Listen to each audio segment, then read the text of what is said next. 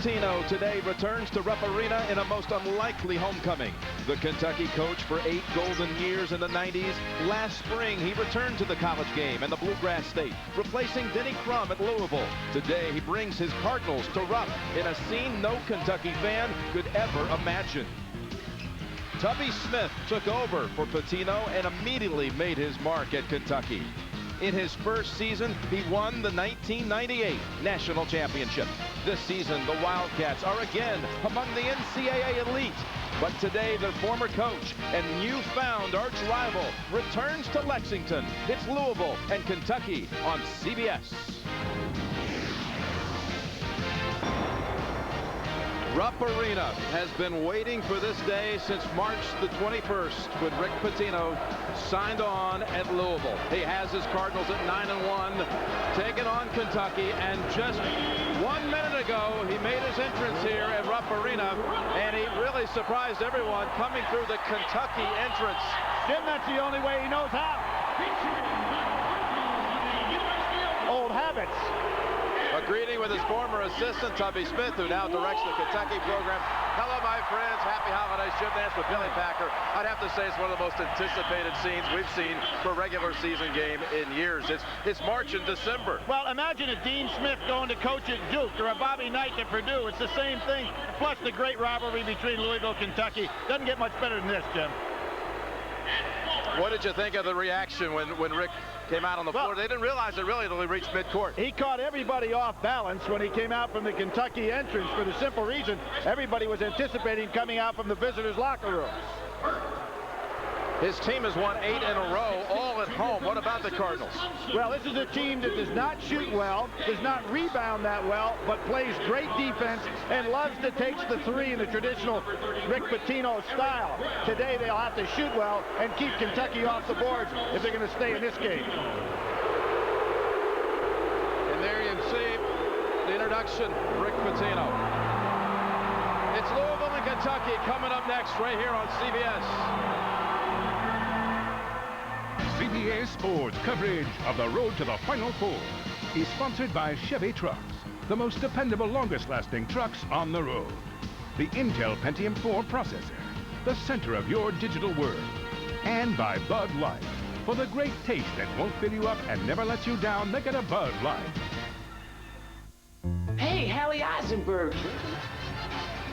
The Cardinals and the Wildcats, the starting lineups for Rick Pitino's team at 9-1. The only loss was on the road at Oregon, the only road game of the year, and they were blitzed by 27. In the front court, excellent rebounder Ellis Miles with Joseph Sima at 6'8", a senior. Kurt Gaines is their best scorer, and Eric Brown. 3 in the backcourt. Tubby Smith, the 98 national championship coach, with a new 6-year contract at Kentucky. Front court, Tayshaun Prince, the All-America, with Jules Kamara. Backcourt, Fitch, Bogans, and an oncoming Cliff Hawkins. Actually played just 1 minute in the game last year. Not a factor at all, but as you know, everybody was wondering who was going to take Saul Smith's spot at the point guard, and Hawkins has been outstanding.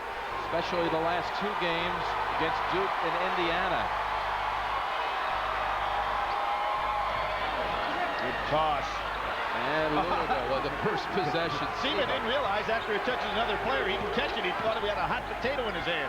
Sure looked like it. Oh, Fitch Gaines. This is going to be a great matchup. Fitch, one of the best defenders in the country. Miles misfiring. Sima inside. And Fitch crashes the boards. Miles on his back.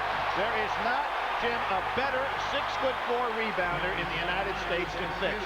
Watched him in practice yesterday, and much like you hear Bill Russell talking about the brains of rebounding, Fitch anticipates where that ball is being shot from and where you should go to get it. That's why at 6'4", he is such an outstanding rebounder.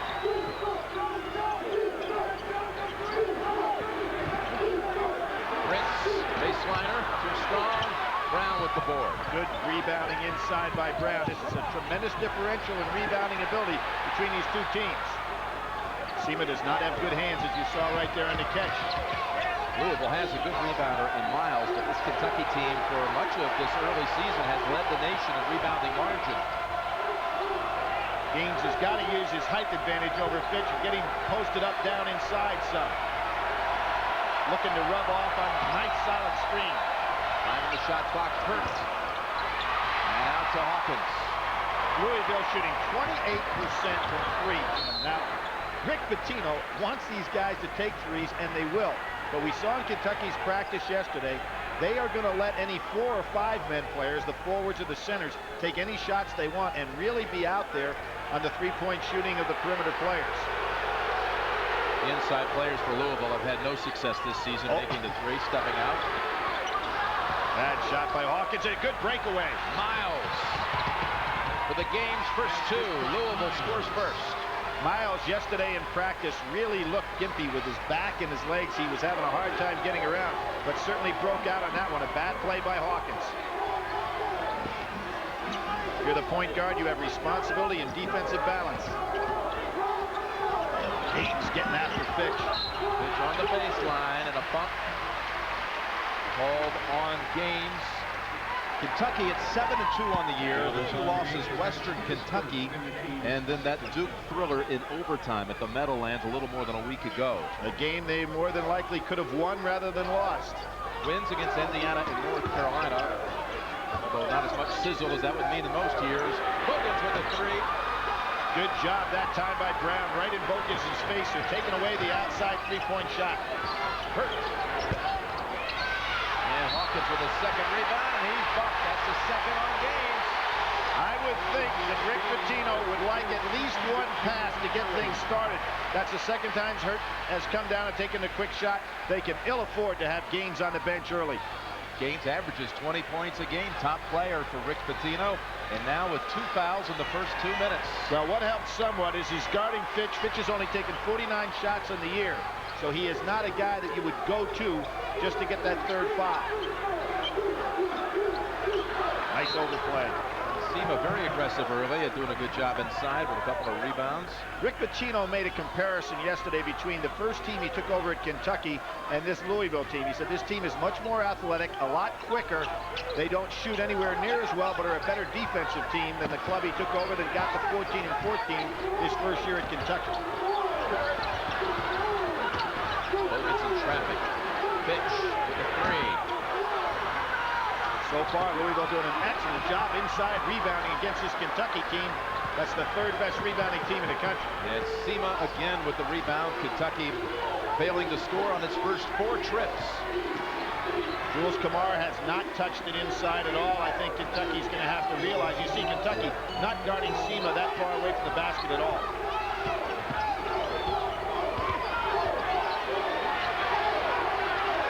Wow.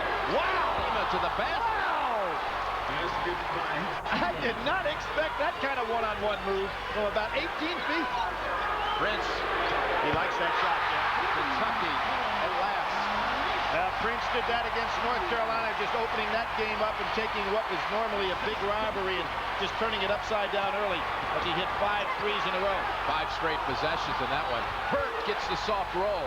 Nice smart play by Sema not to put his hands up on that ball as it was inside the cylinder. Prince thought about it and then lost control. That's a traveling violation. Beautiful dribbling move. Nice defensive play by Miles. Here we see Sema. Would you have believed he goes right by Kamara, uses his natural hand there and goes above Prince, who's an excellent shot blocker coming over from the weak side. Sema goes right over it. They didn't expect that out of a man who averages only 3 points a game. Tubby Smith, who turned 50 in June. 5 times he's gone against Rick Pitino. Former Pitino assistant, but all those times he was at Georgia. He lost all 5.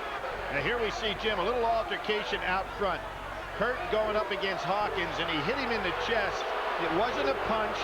Good piece of officiating here, particularly in a game that's as emotional as this one, to get the players just to play basketball. Miles will go, breaking. Oh, Fitch had a piece of the jersey there, not called. Ball will now be taken out of bounds down at Kentucky's end because it touched no one. He was trying to hit Larry O'Bannon, who had just checked in. See if we don't have Fitch grabbing a little piece of the jersey right there. Got away with it. Could have been an intentional foul, 2 in the ball. a good move here to go into Kamara. Make things collapse a little bit. Kamara turn around and Hurt comes in. Louisville has always had great rebounding guards. Kamara steals it, dishes in one move. Hawkins back to Prince. Foul first, though. Jim, there was bad distribution on the break that time. Fitch and Hawkins running side by side, neither one taking a lane. Now watch it right here. Bogans didn't have a good passing angle because the two guards were side by side. See them right there? If they had spread out on the wing a little bit more, it would have been a good distribution, opportunity to get a 3-on-1 break that works. Adam Childs, number 22, replacing Cliff Hawkins. And Fitch almost got it to go. That foul was on Eric Brown. I really like the defensive rebounding technique by Louisville so far in this game. O'Bannon off the glass. And Kamara on the floor. The arrow belongs to Louisville. Good hustle by O'Bannon coming back. Just reached in, didn't even know where the ball was.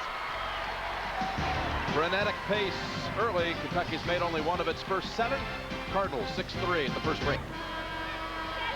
Jim Nance with Billy Packer, Rupp Arena, Lexington, Kentucky. There are 5 unbeaten teams in Division I basketball right now, led by Duke. Interesting one tonight, though, Billy. We've got an intense scene here. Well, Butler coming up. Yes, sir. Ball State, too, playing Oklahoma State. We know what Ball State has done against superior opponents this year, knocking off UCLA and also playing outstanding ball against Kansas. So could be something right there. Butler, Indiana tonight. Butler, Indiana in Indianapolis. So what an attraction. Very similar to today in terms of the history in there, although Indiana has never lost a game in that classic.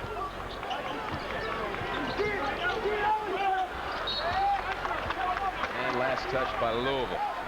Right now, Kentucky's 1 for 7. It reminds me, Jim, going back to a game that Louisville had all kinds of problems back in '99, where 21 of 22 shots to start the second half they missed. Kentucky's got to get something going here offensively. And Tubby, as he always has great confidence in his bench, comes in with Estel. Marquise Estel, number 50, and Rashad Caruth, number 2. Rejected by Sema. This Kentucky team, by the way, we should alert everyone to the fact that Marvin Stone was dismissed from the team 2 days ago. Right. High school All-America, who was a contributor here, started some games on and off since his freshman year, did not come back for the first 2 practices after the Christmas break. Tubby dismissed him from the team on Thursday. Prince in and out. And Stone, you remember, had an outstanding game against Louisville.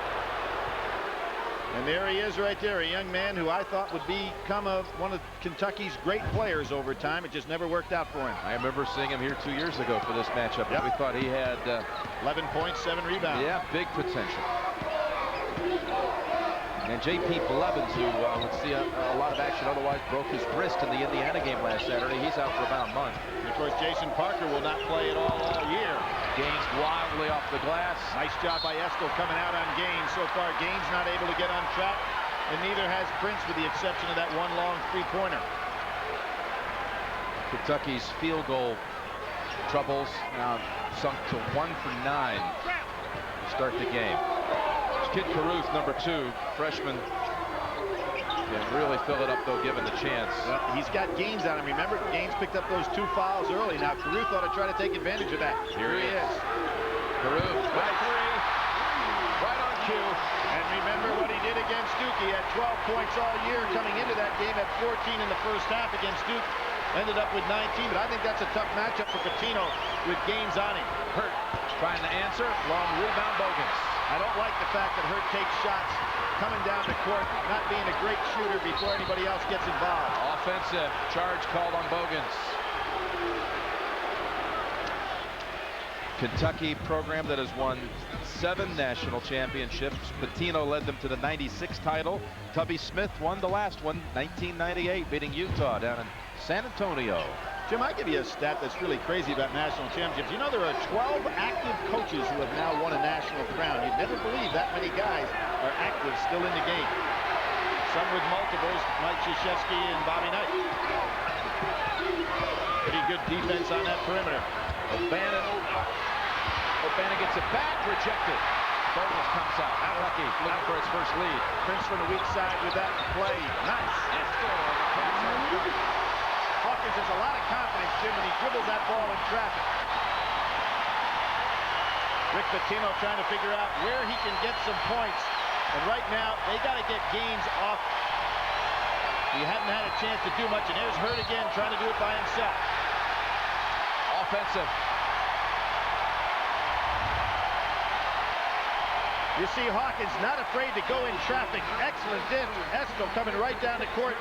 None of the big men there to block him out because they were trying to stop Hawkins on the drive. And at the other end, Hurt called for the charge. Hurt limping off the floor right now. Looks like it's his hip or his ankle. Bryant Northern, number 3, has come in to replace him. It started 3 different point guards this season, Louisville. Northern's one of them. And they don't have anybody, Jim, that really, to me, is a natural at that position. Hurt, just a freshman, making some poor decisions, trying to take his athleticism over at Kentucky, and that'll get him in trouble. The 3rd point guard they've started at Louisville is Alhaji Muhammad, the younger brother of Nazi Muhammad, the former Wildcat. Prince, baseliner for 2. Daniels, turnaround. Yes. Daniels keeps growing every time we see him. And there you saw him now, no longer just having to be a wing player, can go inside with that added height. Northern. Oh, banks it home. That ball had bad rotation. Obviously wasn't designed to be a bank shot, and hit it anyways. Kind of like the one Gaines hit to start that great comeback against Tennessee. Gaines hit 1 of 3 in the final 36 seconds as they beat Tennessee by 1 of the real marquee wins of their 9 victories so far. That breaks a 7-point Kentucky run. Trent steps to the basket, double it home. O'Bannon had no chance against Prince, who's got him by about 4 or 5 inches and is very good with the ball. Pitino and Louisville call a timeout.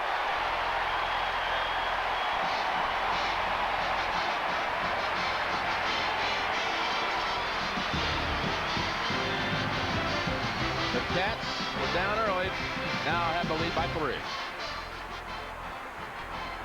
Of our game, presented by Knights of Columbus. Well, my hero in life is my dad, Guthrie Smith Sr. He's in a nursing home back in Lexington Park, Maryland. And I just stopped in to go by and visit with him right after the Duke game.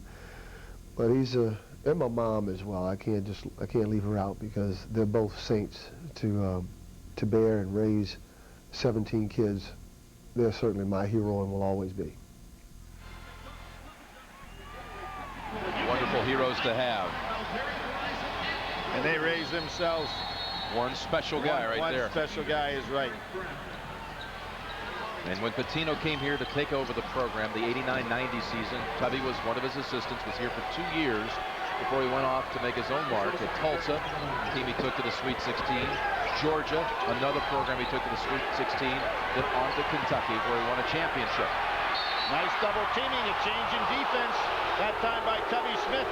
Out of the timeout, good doubling up in the corner. But so often, guys, double up and go reaching for the ball, Jim, instead of just going ahead and using their body and their hands to keep them in a precarious position. The reach in caused the foul, took away a good defensive idea. Foul on Caruth. A little zone right now by Kentucky. Northern just banked one home this time, dips it down and out. Brown on the follow. Well, the Louisville players basically just throw the ball at the basket, Jim. One of the reasons that they have such a poor shooting percentage as opposed to taking shots. Hawkins got caught underneath. Gaines takes off. He'll take it to the hole, and Gaines is on the board for the first time, their top scorer. I think Gaines is one of the best players in the United States. He's not really surrounded by the kind of offensive team that can showcase his talents. But he's got the outside shot, he can drive, he's got good size, handles the ball. Tough man to handle. Hawkins and Kentucky call the timeout. 30-second timeout.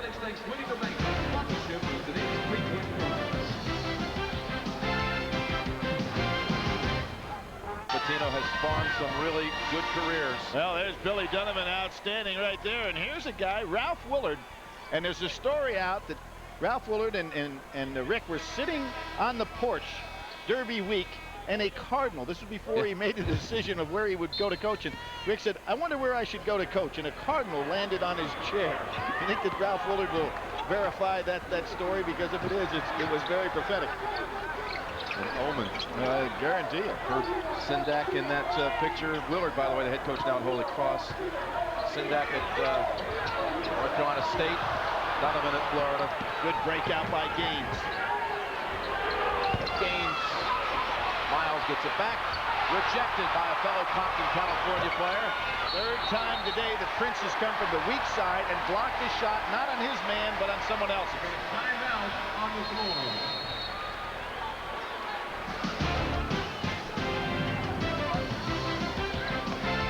12-11, Kentucky. The jersey hung here in Rupp Arena in Rick Pitino's honor for what he did to turn the fortunes of the program around, but he really caught everyone off guard. He did, Jim. He came in this way. Hey, he was here for 8 years. He knows where the visitor's supposed to come in, which would normally be coming from this direction. Yeah, from the other Everybody. end. And all the assistants had come out just minutes ahead, seconds ahead from the other end, so all eyes were fixated on the other entrance, so there was really not much of a reaction. Hey, this guy's not only one of the really great coaches of basketball, but he's also a guy that's pretty shrewd, and I think he outfoxed him. Yeah, he had that one figured out since the day he took the job. But he told you yesterday he really doesn't give a damn about this game coming from Gone with the Wind, but yeah, he's been calculating. Beautiful pass inside by Kamara. Kamara makes it 14-11 Wildcats. And let's see if Louisville can get something other than just come down and make a throw at the basket. That was another one right there by the freshman Bender. Brandon Bender, who just checked in, freshman from Louisville. Jim, Louisville scores 34% of their points off of the other team's turnovers. Today, Kentucky only has 3 turnovers, and Louisville really hadn't been able to get that part of their game going. But the reason this game is close, Kentucky is a great rebounding team. Louisville not quite so, but it's 11-12 right now. Louisville's hanging right in there on the boards. Chuck Hayes has come in for the first time. Here he is with the ball. Freshman from California drives to the basket for 2 from Modesto, California. Mix up on assignments, that time by Louisville defensively. That's the second time Fitch has grabbed a shirt. He got by with Gaines that time. Adam Childs almost came away with the steal. Gaines should have gone backdoor. He'd have had himself a layup. Push-off called against Kentucky. Ooh, Tubby. All on Childs. Tubby could be looking for a technical right there.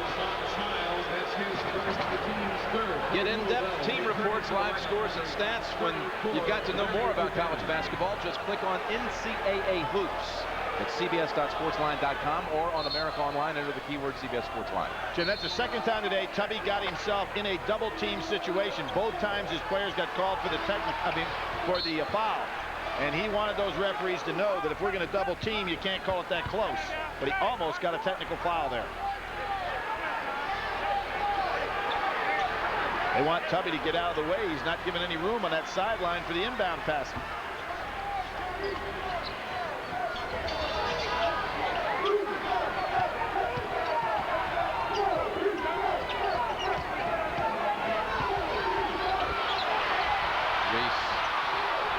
Gaines losing control for a moment. He's got a smaller man on him now. Northern has to recognize that. Get the ball over to him. Louisville likes to play the way that Rick played at Kentucky in the latter years, but he had a lot more talent than obviously is on this Louisville team. I think Louisville players are going to have to be a little bit more cognizant of getting the ball to Reese Gaines so that he can get off offensively. That foul call on Fitch, Billy. He's had 6 20-point games. They're not getting him the ball. Kentucky now in a zone.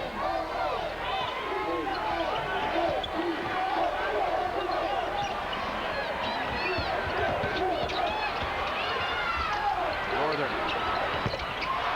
Second 3 of the game.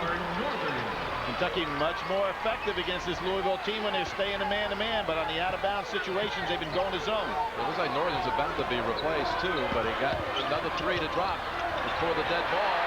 And inside, Fitch with Kentucky. Big men did not get back. Pitino very upset with that. Sema slow getting down court.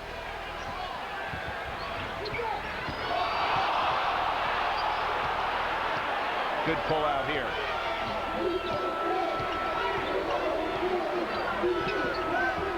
Dean's going over 2 men, trying to get Fitch away from him.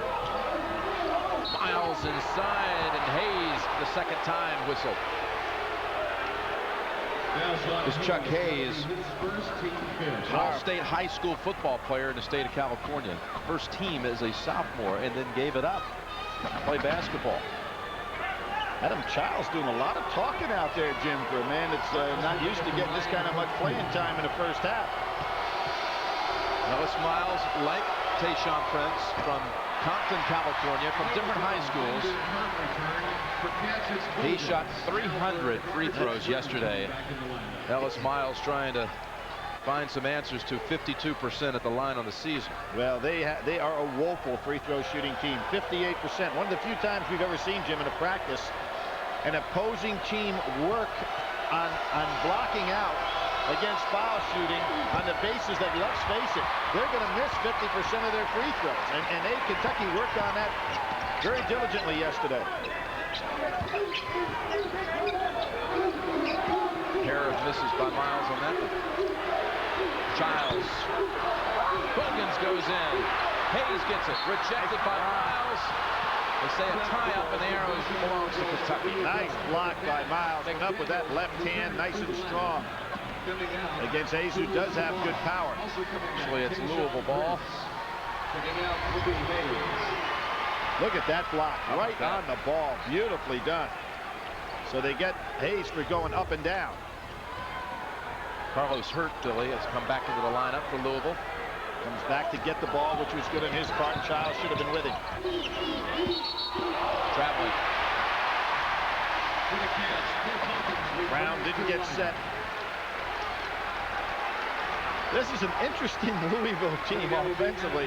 You know how Rick Pitino wants to play, and he told us yesterday, hey, I am going to coach my Louisville program like I did Kentucky. We're going to press, we're going to run, we're going to shoot and take the outside shots. But to be quite honest with you, this personnel doesn't fit very well for that offensively. Daniels outside. Just doesn't have the personnel to make the shot. Right. Back to Kentucky. Prince. Could get a better look. Way up goes Bogans. And Bender comes away. He was battling his own teammate, Miles, for a moment. Well, you've heard many times, you know, coaches say, I don't want shooters, I want makers. He's got shooters, but they aren't makers. O'Bannon, that one's blocked. What a chance. Releases early. Pitch got it to him. Knocked out of bounds by the Cardinals. Good hustle by Hurt getting back on defense. 7 different Wildcats in the scoring column. It's Kentucky 18-14 first half. Some subpar field goal percentages. Jim Nance, Billy Packer back here in Lexington, Kentucky. And we were with the Kentucky team when the Pitino announcement came March 21st. And Kentucky ended up losing the very next day in the tournament to USC. Jim, I think you made a good point at that time last year in Philadelphia. You said to me, I think that this is going to take a little something off the Kentucky performance. And you were absolutely right. Not taking anything away from USC, but Kentucky was not the same team that day.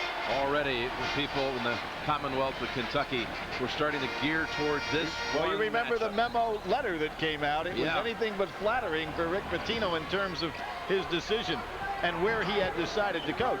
Shocked a lot of people in the Commonwealth of Kentucky. Switching outside, Miles now on a guard. There's got to be a mismatch, and there it is. Prince has got it. He should have been ready for the shot. Prince waited too long. Eric Brown with the rebound. See, they had switching out front that time. Hurt ended up on Prince, and no opportunity whatsoever. Prince should have recognized, been ready to shoot upon the catch instead of taking so long. Allowed Louisville to readjust. With Gaines out of the Reese Gaines out of the game right now. Let's see where the shots are going to come from. Nadinov gets it to Bender, and the freshman banks it home. Another player starting to get a little confidence here with the college game. Well, he really had his breakout game against Ohio State. A young man, a lot thought of, and he's got himself in tremendous condition compared to his high school years. Fitch knocks down the 3 from the wing. Miles didn't get there in time. Bender looks like he's winded a little bit right now. We saw him on that treadmill a little bit yesterday. Yeah. When you make a mistake in practice, you don't stand and watch. You go over and run.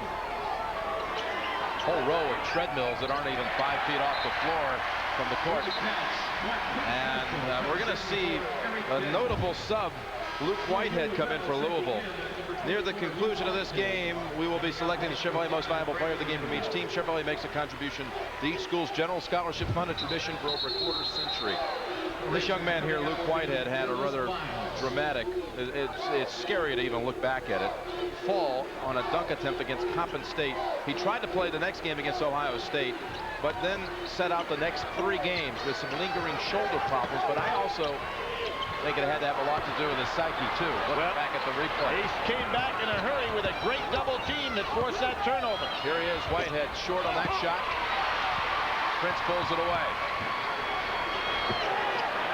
And again, one of the things that really helps Louisville is their great defensive press, but you can't press if you never score.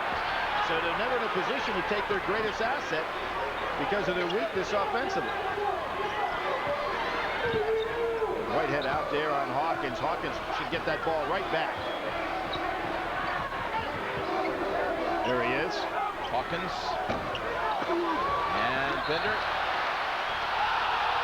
Louisville ball. They say Estel touched it last. If anything, he just did get that finger in there. It was kind of a break, however, for Kentucky, because Whitehead did a good job breaking off down the court. See the shot going up right here. Well, you know, that ball hit Bender after Estel touched it. Should have been Kentucky's ball. That's what about 20,000 sets of eyes saw here, too. But Bender working hard inside, eating up Estel. Yeah, and fouled before the shot. That's his first team 6. 6th team foul. 1 away from the 1-and-1.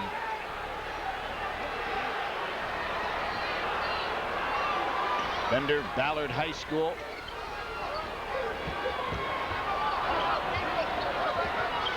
Right in Louisville. Yep. Allen Houston's high school. Bender's now the #2 all-time scorer, so if we can do anything like Houston did, we'll be all right. The ball knocked out of the hands of Whitehead. Louisville ball. This has been, granted, almost all the games have been at home, but a 9-and-1 start for Louisville with wins over Tennessee and Ohio State. They're coming off a 12-19 season a year ago. And no postseason tournament, obviously. Traveling. Louisville got knocked out the first round of Conference USA tournament. A tough way for Denny Crum, who had such a fabulous 30 years at Louisville, to go out. Spectacular career, 2 championships. The team of the 80s under Denny. He's back home in the Louisville area on his farm watching this on television. Now, what we're seeing is some consistency in officiating. You notice that Kentucky double teamed and got 2 fouls called on them. Here we see Louisville in the double team, and the referees are calling it really tight on the double team reach-ins. Foul on Whitehead there, Billy. You've got to recognize that as a player. Ellis Miles comes back for the Cardinals.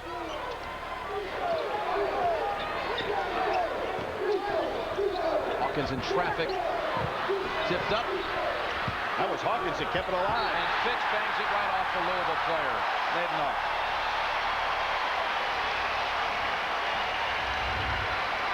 Fitch, 6'4", gets in the middle of everything. Remember his turnaround game, Jim? He had it up at Michigan State. He did such a great job rebounding against Tom Izzo's team that obviously is a great rebounding club themselves. Since that time, he's been a permanent fixture in that lineup. Estel wide open. Prince misses him. He's still open. Estel's a guy that puts up big numbers. You ought to give him touches. Fitch. Prince chases it down. Foul on Nadenoff. That'll be a 1-and-1. That Luke Whitehead fall, that tumble on the dunk attempt against Coppin State, this is it. If you haven't seen it, you won't believe it. Jim, I saw one like that in 1974 when David Thompson. Was it that bad? I remember yes, in the NCAA tournament against Pittsburgh. It was incredible, and had an opportunity to broadcast that game. David laid there motionless for a long time. And obviously the next week came back and led his team to the national championship, but it was an incredible fall. Nadenoff with the driving tube. Talking to Pitino, to Rick yesterday about that fall for Whitehead, he instantly compared it to that very same Thompson tumble. Fitch fouled on the dunk attempt. Good job by Kentucky, really break into the open lanes. Fitch does have a nose for it.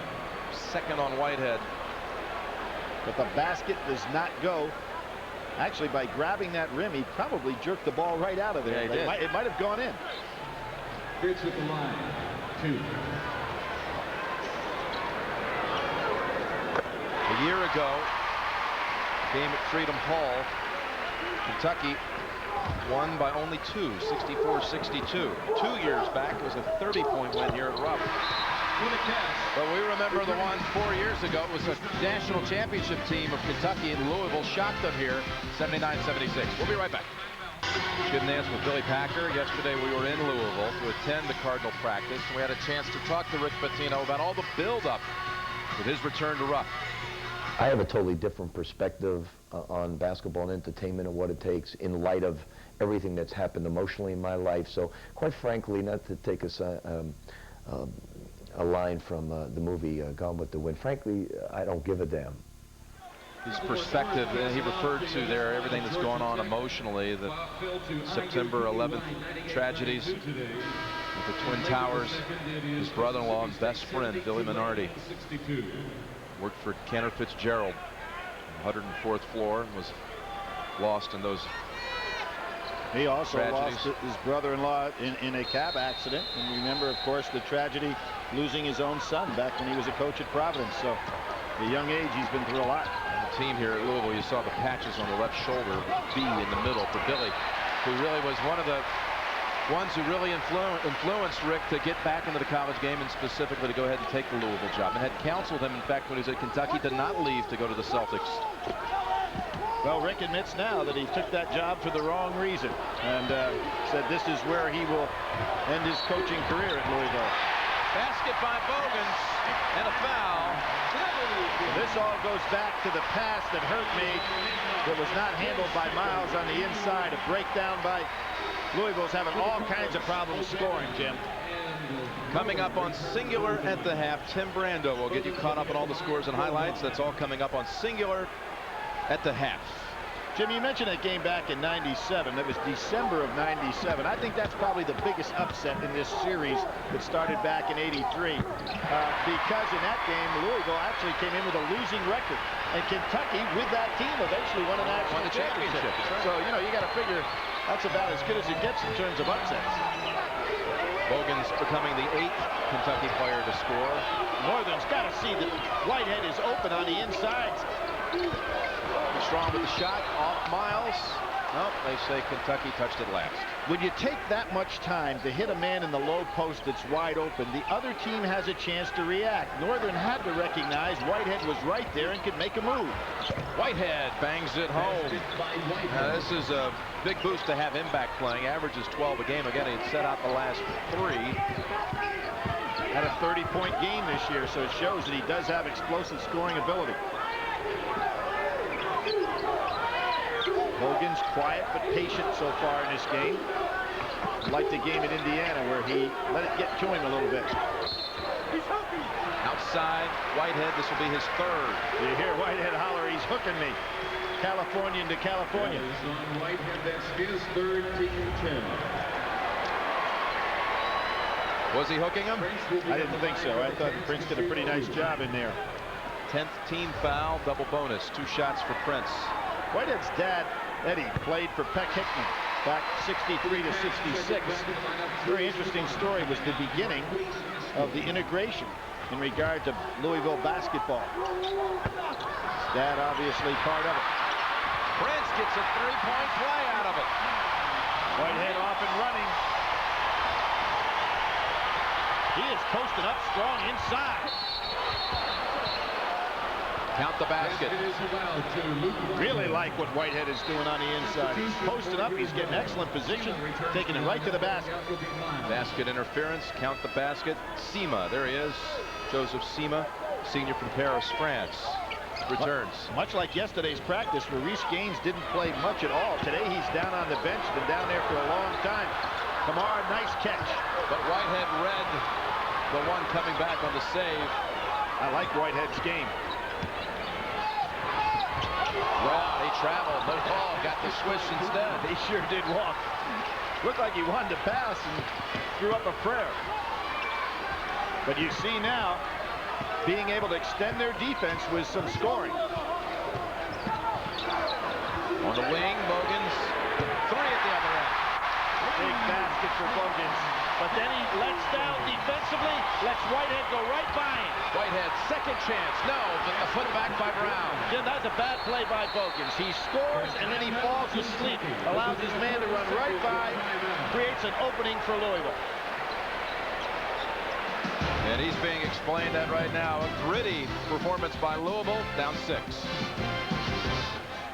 But Jim, we saw yesterday Kentucky working on blocking out the shooter. Now, what is the assignment right here is to get over and make sure the shooter, who's the most dangerous man, does not rebound. Watch, the shot goes off, Prince comes right around, and then eventually goes in and score.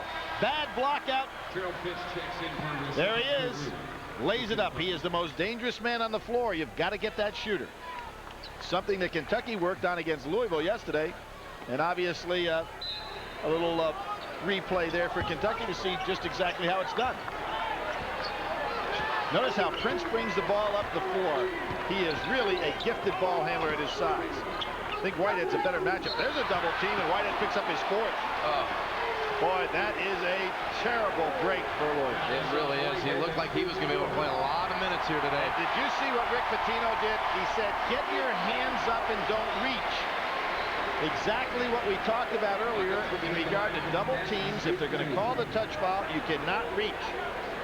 But that really hurts with Reese Gaines and Whitehead, the 2 best offensive producers that Louisville has. Both are going to be relegated to the bench. Whitehead. Miles coming in for him. To the bench with 4.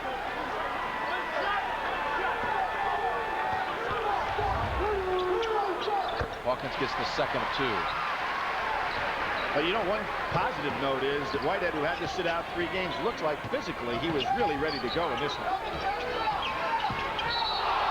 That's a reach. Hawkins. It looked like Whitehead, who's one of their premier players, when he's healthy, could have gone really almost the whole way if he wasn't in foul trouble. Yeah, obviously, he looks like he's in great running shape. He really posted up well on the inside and was really the reason that Louisville made a nice comeback offensively. But he picked up a lot of cheap fouls there. 1-1 for freshman Larry O'Bannon from the city of Louisville. I think this kid's going to be a solid player for him.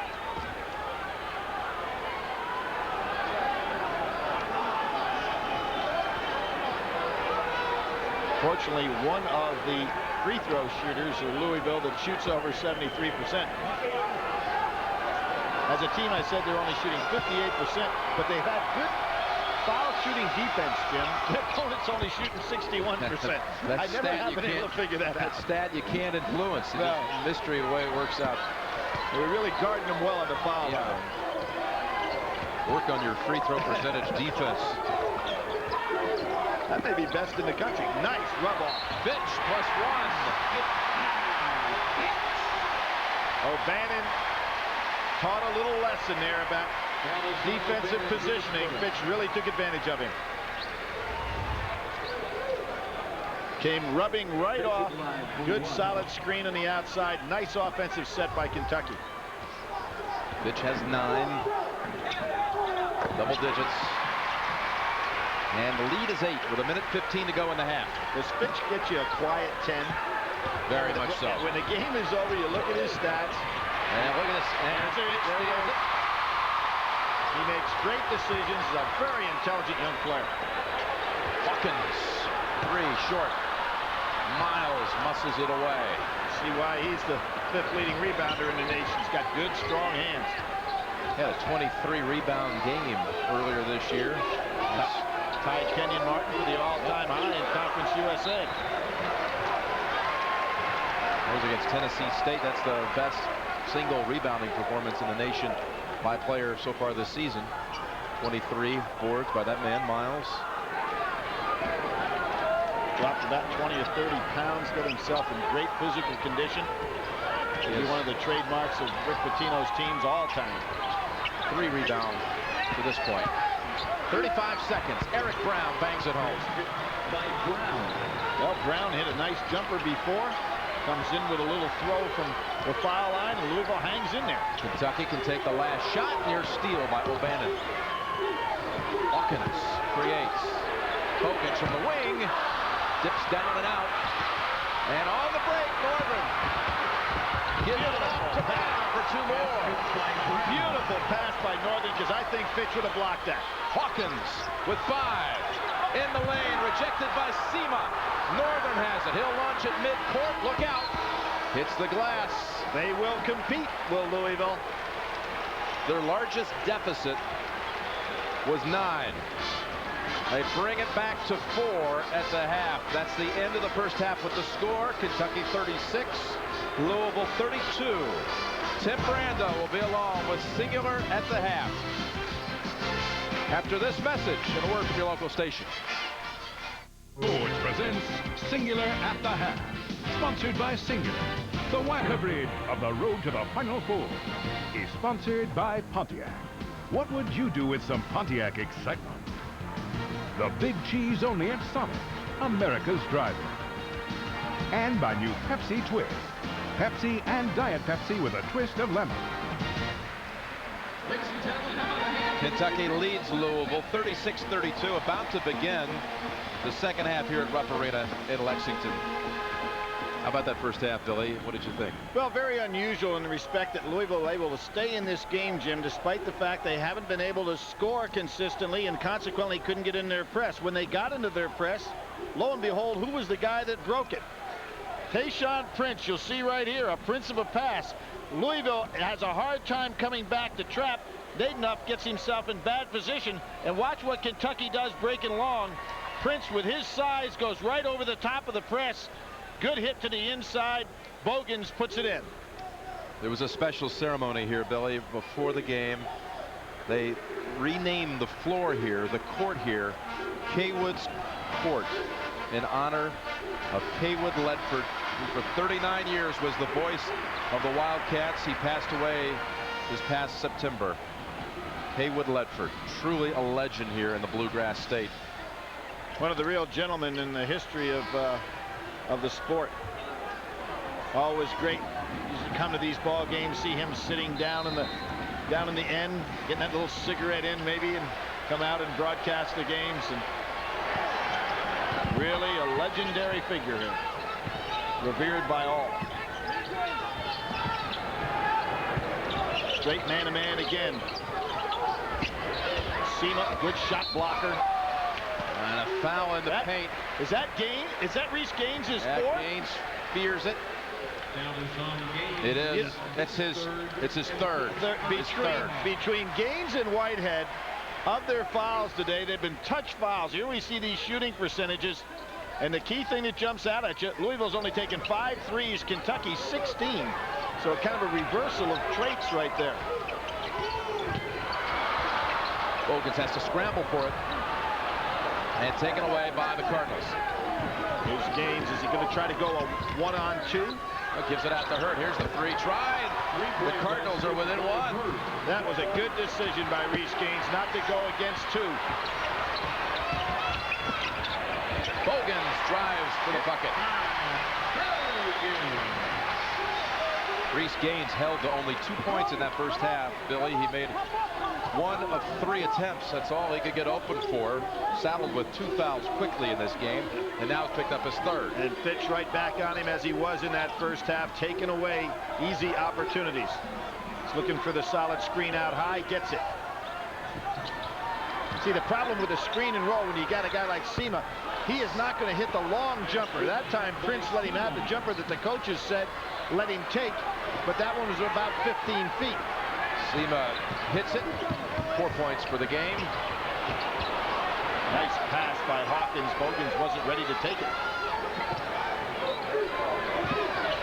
Louisville really has their defense packed inside right now.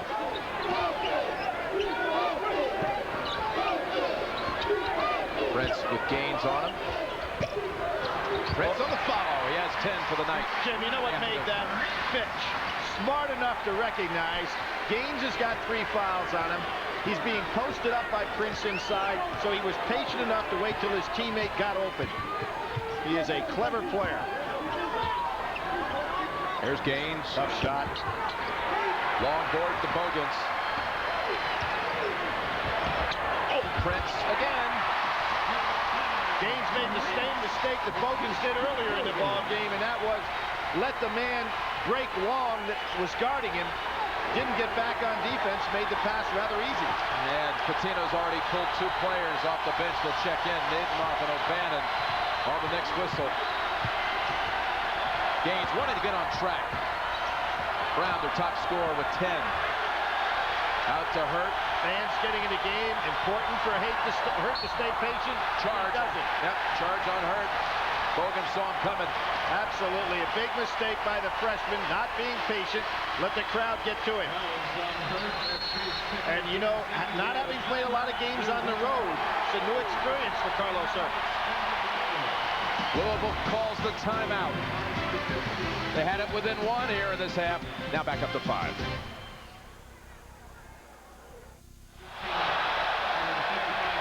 Well, we talked about a prince of a catch. I mean, a pass. Now we'll see a prince of a catch. But watch what Reese Gaines does. He'll take the shot. Prince will run right on by him. Bogans then will be able to hit long for Prince. A way to break down a team in a hurry. See, Reese Gaines does not get back. Prince is already there. Bogans hits ahead. And there's a prince of a catch after a prince of a pass. An All-American player going both ways. It's Kentucky basketball in front, 42-37. Largest lead of the game, 9. Prince last year was the SEC's Player of the Year. Preseason pick to get that award again this year. He's certainly doing nothing to deny his status as one of the premier players in the country. Did have a weak shooting game against Duke, however. That was probably one of his lowest performances of the year in terms of output. Bogan bangs home the 3. Bogans is showing me a lot of patience in this game, playing much more solidly than we saw him against Indiana. Took a long time before he got on the board. Now he has 11 for the game. And Prince crashes the boards. Hurt takes some bad shots for a point guard. The wing, Finch. Bogans back up with a double-digit lead for the first time. Well, a preseason All-SEC first-team choice. Bogans having a solid game here. Great second half for Kentucky. And again, a team that has not played on the road, as Louisville has not, except at Oregon where they got blown out. They're facing a tough crowd right now. Off Miles. Kamara blocked it. Kentucky ball.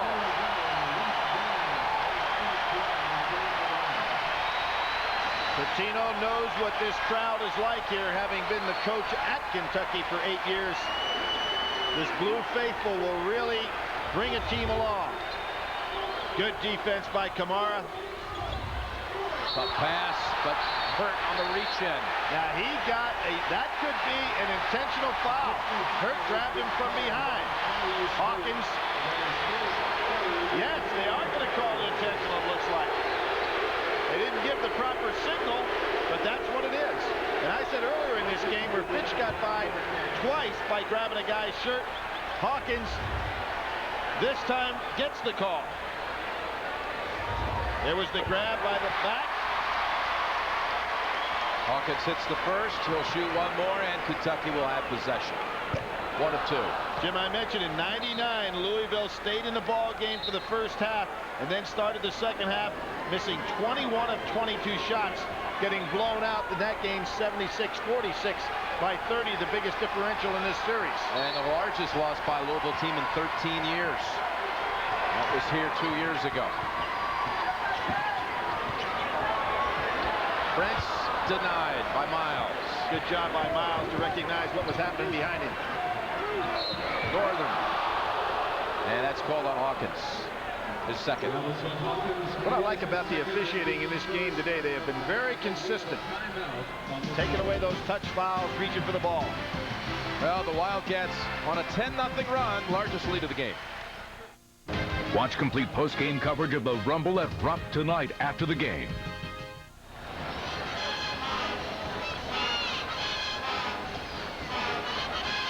Kentucky with its largest lead of the game. It was a 4-point Wildcat lead at halftime.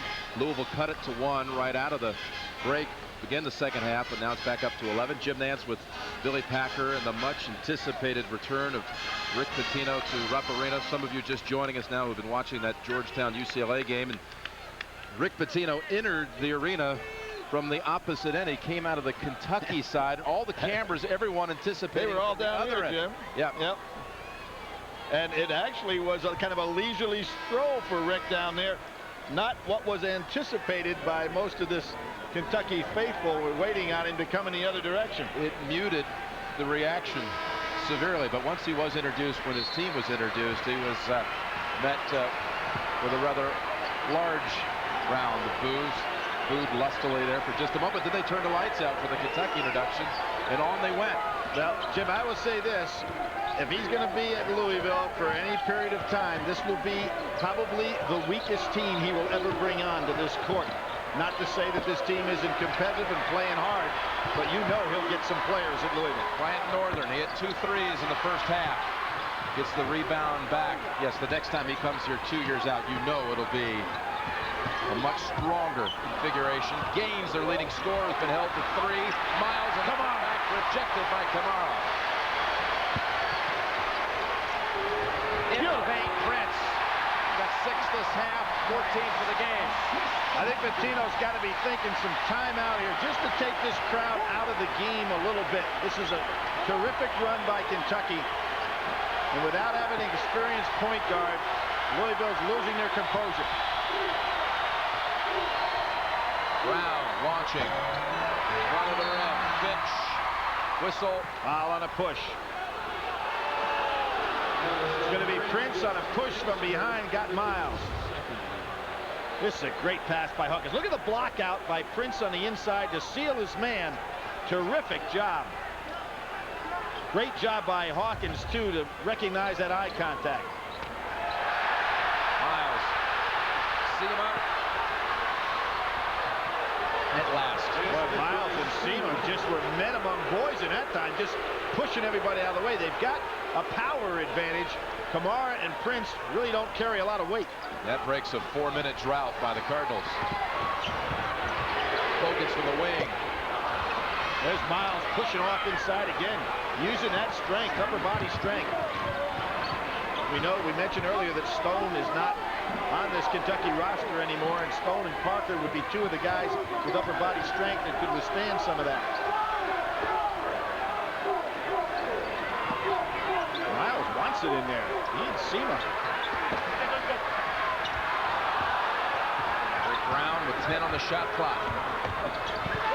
Tipped up by Prince, actually. Saves it over to his teammate, Bogans. I like the way Louisville's attacking the offensive glass. Inside, Prince left alone. Miles got back screen. Good job by Bogans. Excellent recognition by the Kentucky passers.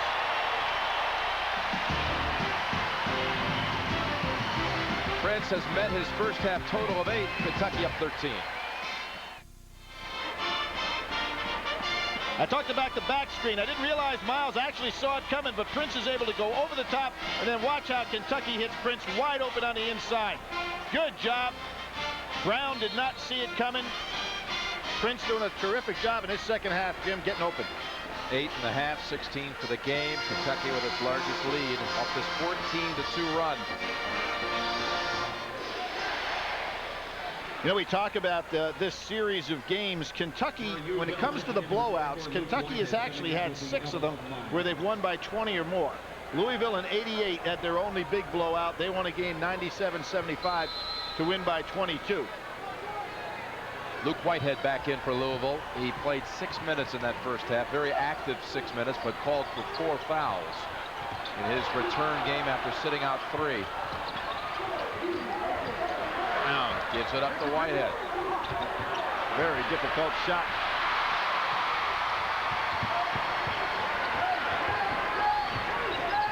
Whitehead on a tough assignment with Hawkins. Hawkins ought to get that ball right back in his hands. There he is. That Now they'll challenge the man with 4. Backing him in. Prince rejected by Sema. #1 shot blocking team in Conference USA is Louisville. Northern. Strong, tipped around and out to Hawkins. But they are the 11th best team in that league from a 3-point shooting line, so that kind of negates the strong defense. Prince rubbing his left shoulder for a moment there, like he had it jarred.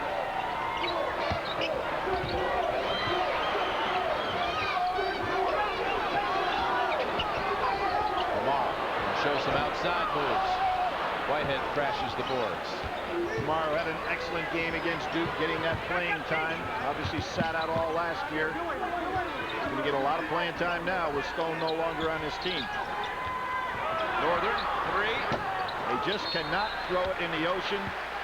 Poor technique, poor rotation, and not hitting it down. Tomorrow, 12 noon on the NFL Today, Deion Sanders will take on Marshall Faulk. Plus a look at Raiders coach John Gruden and a profile of Vinny and the Jets. Doubleheader day on CBS. Join us at 12 noon Eastern time on the NFL Today. Jim, if he takes them on, he better get off some of those high-priced suits he's got to stay with Marshall Faulk. I don't know that anybody can take him on now. But Mike, Randy, and Jerry will, of course, join me, and we look forward to having you there with us. Doubleheader day tomorrow. Childs inside. Bogans. Bogans has got the strength. Even against Sema, a good shot blocker, he was able to use the body to take him away. Bogans with 9.5, 15 for the game. Well, the 2 top performers from Kentucky have really exploded in this second half. Prince and Bogans. Gaines never on track, and he'll head to the line for a pair. Louisville shooting only 19% in this half. Jim, you can see what Reese Gaines can do, though. He can handle that ball, a slasher. He's got good size. There just is not enough offensive firepower on this Louisville team to get him open for easier plays. If they lock down Gaines, they don't really have anywhere else to go. You're right. He had 25 against Eastern Kentucky, 22 against Tennessee, including that winning shot, 24 at Tennessee Tech, 28 Murray State. I mean, he is a guy that can put up big numbers, but you can put so much defensive pressure on him because his teammates just can't shoot it. Caruth and Hayes come in, 2 freshmen at Kentucky, replacing Fitch and Bogans. Good appreciation by the Kentucky fans for the play of both of those young men. Back to Gaines. He had 27 against the Wildcats last year. He was a top 3-point shooter in Conference USA. Prince has 16 to lead all scores. Bogans right behind him with 15, and it's a 14-point lead. Reese held in check, 1 of 6 from the floor, 2 points. Prince, as expected, leading the way for Kentucky with 16. Jim Nance with Billy Packer, and again the story of Pitino being the first man to come back to Rupp, former Kentucky coach, to play the Wildcats, but not really the first Kentucky coach to ever come back and coach a game at Rupp. Eddie Sutton.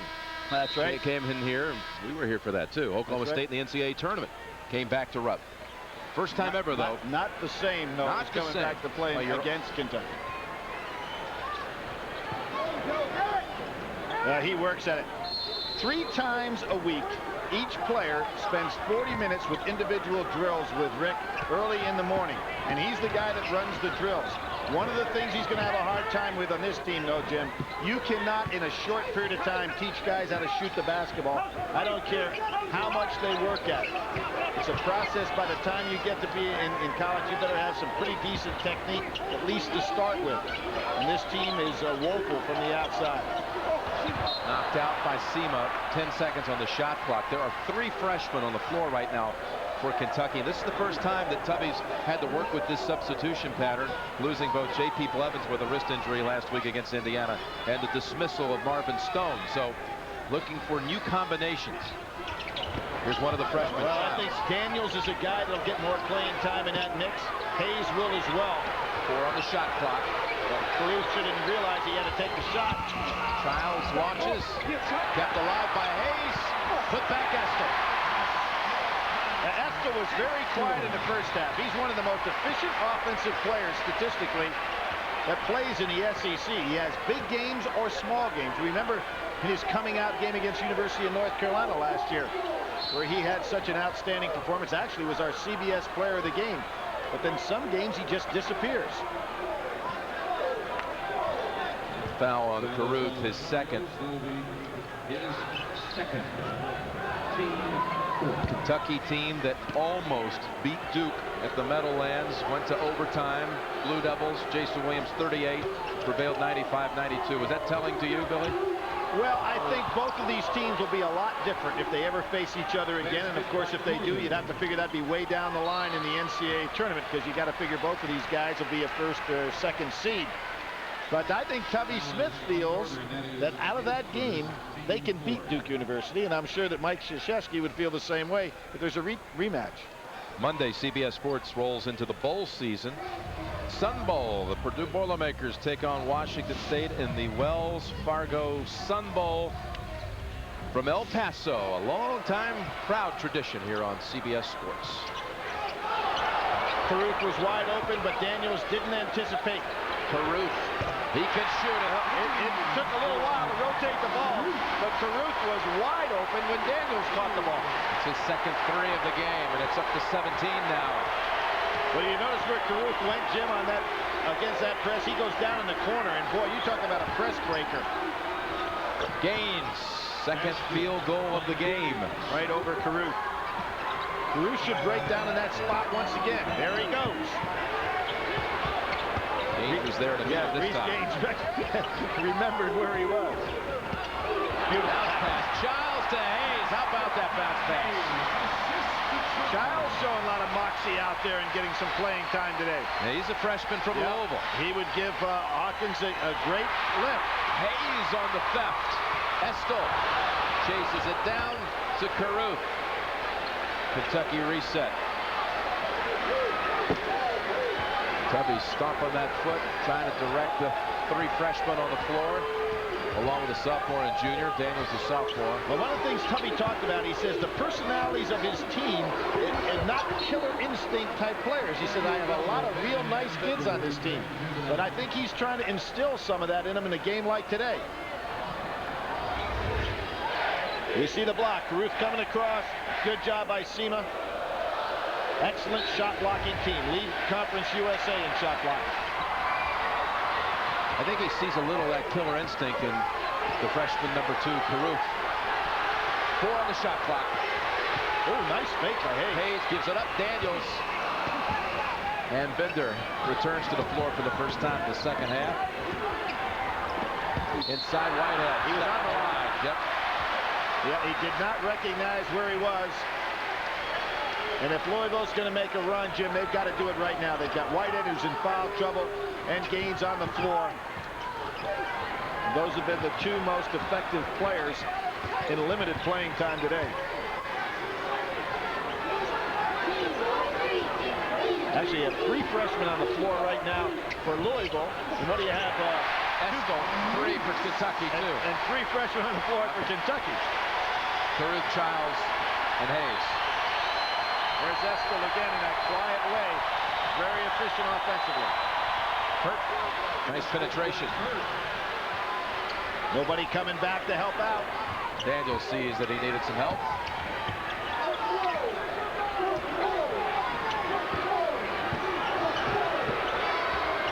O'Bannon strips it. Loose change. Daniels rejected. What a frenetic pace we've got going now. They won't stop Gaines on this one. Uh-oh. Caruth banged him.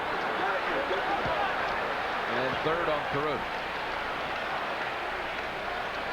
No intentional.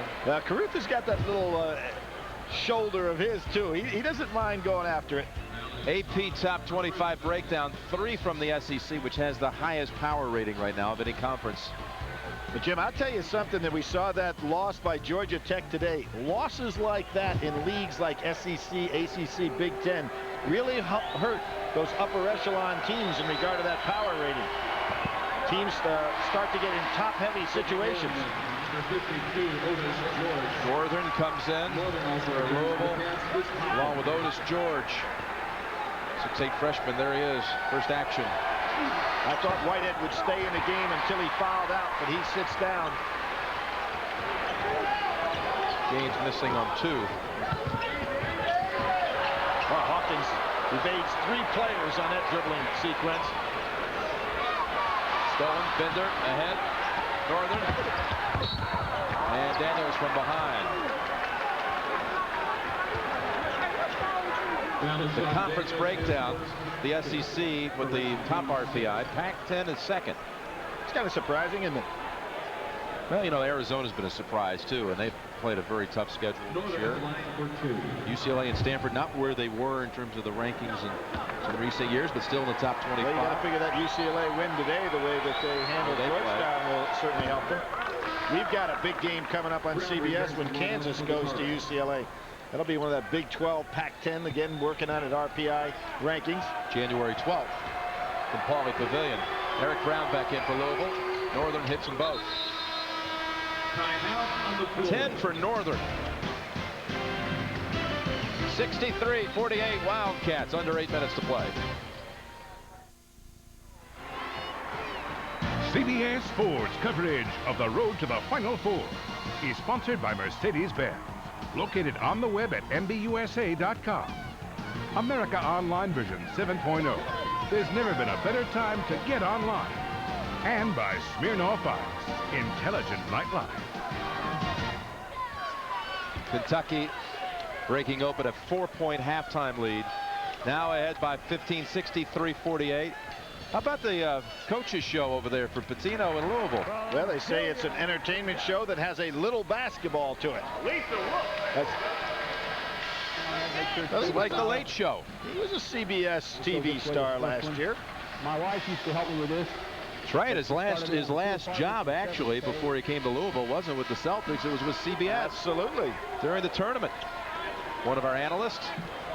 Well, he puts a lot of energy into coaching this game and can do it. But as I said, you better get him now because he's going to get himself some players. You won't recognize this team 2 years from now. No, if we're here 2 years from now doing this game, I guarantee you'll have some guys that can hit a three-point shot. Here's the press, and again, the press is so much more effective when you can score. You just don't get a chance to put it on in the transition game when you're not scoring. Good backdoor cut, nowhere to go. A reach-in foul by Bender. Thursday on Survivor with only 2 episodes remaining. The stakes are higher than ever. Who will make it to the Final Four of Survivor? You can find out. All new Survivor Africa Thursday on CBS. Fitch steps back, three-pointer.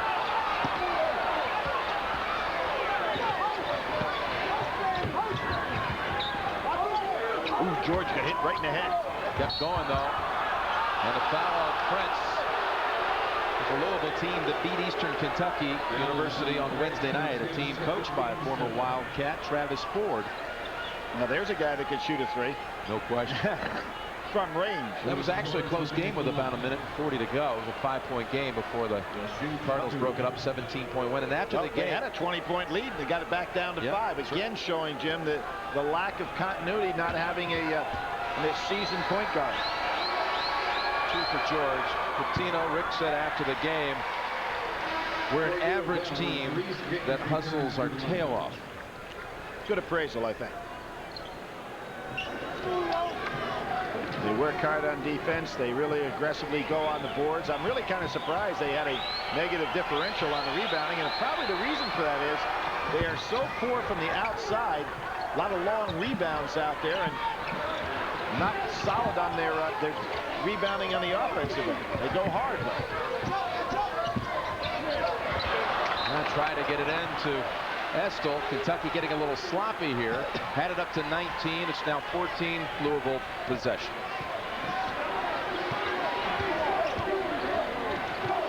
Northern breaks free from Hawkins. Gaines has had someone in his face all day. Bender back out. Northern, he'll take it. You notice the rotation on that ball, Jim. It goes sideways. 3 out of 14 from behind the arc, and one of them was banked home. That's for Louisville.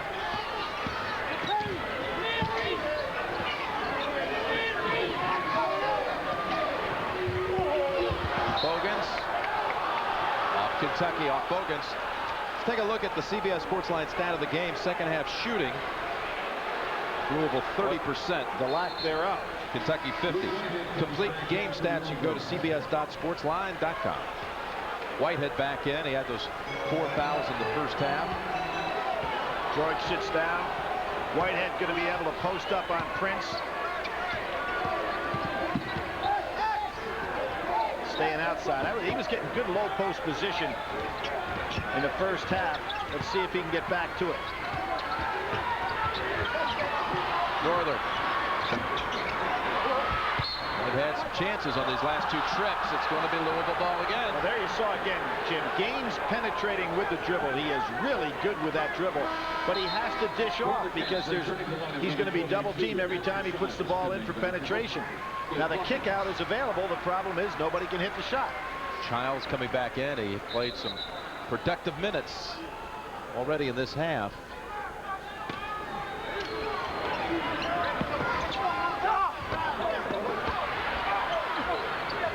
Back out to Northern. Another try here for the Cardinals. See that? As soon as Gaines puts it on the floor, double team against him. That one rattles out. And again, he dishes off to Northern, who can't pull down his shot. It's got to be very frustrating.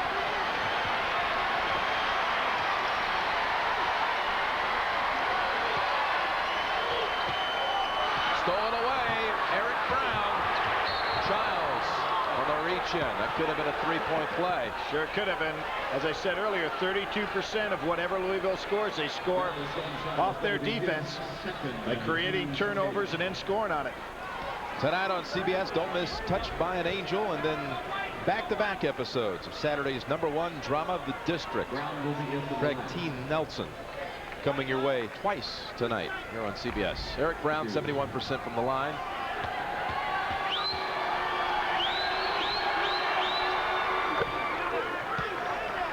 Only 2 games this year that Louisville has taken under 23s. That was, and then their highs are against Coppin State. They took 37, and against Tennessee 31. They were 7 for 31. Today they are 3 for 16 from 3. If that's going to be an important part of your offensive arsenal, you've got to be a better shooting team. Gaines bumped him with the body. Gaines today and Whitehead, but he has 4 and White, so they have 8 fouls. And Jim, I'll bet you when you go back and look at the tape, of the 8 fouls, 5 of them were little touch tap-in fouls. That's right. There wasn't much there. And they cannot afford to do that because they've got to be on the floor for this team. Louisville with a small flurry here, with a 6-point run. Little 2-man, big man game here. Estel got the roll. Well, he is really effective inside. One of the best bench players, you'd have to say, in college basketball. Huh? Well, you almost have to consider him as a 6th starter. And there he is at the other end. Brown jumper. Prince gets the handle. Pitch broke early. Good decision by Prince not to get it to him. And Jennings all the way.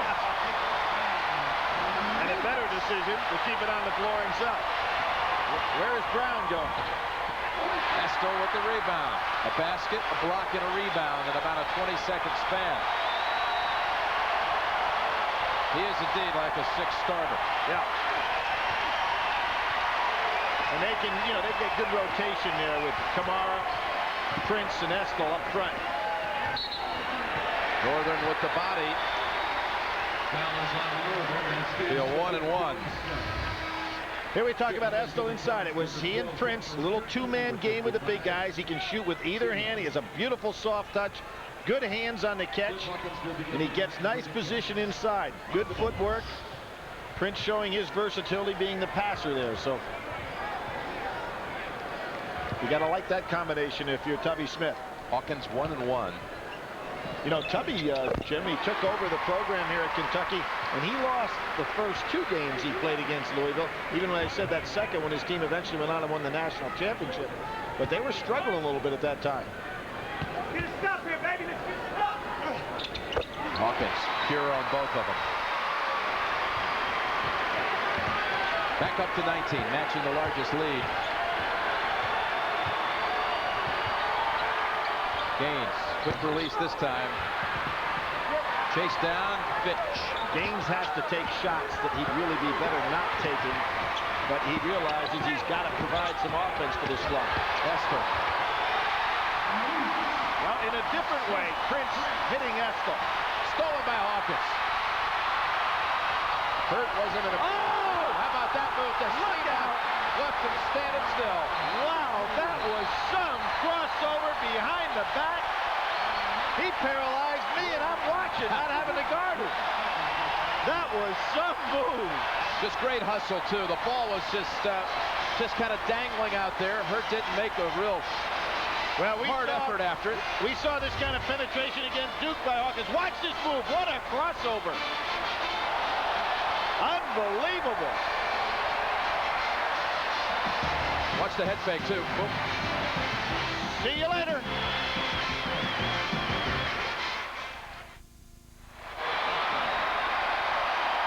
Hawkins dazzled the crowd, and during the break, a chant with some, I would say, 20,000 here, almost everyone.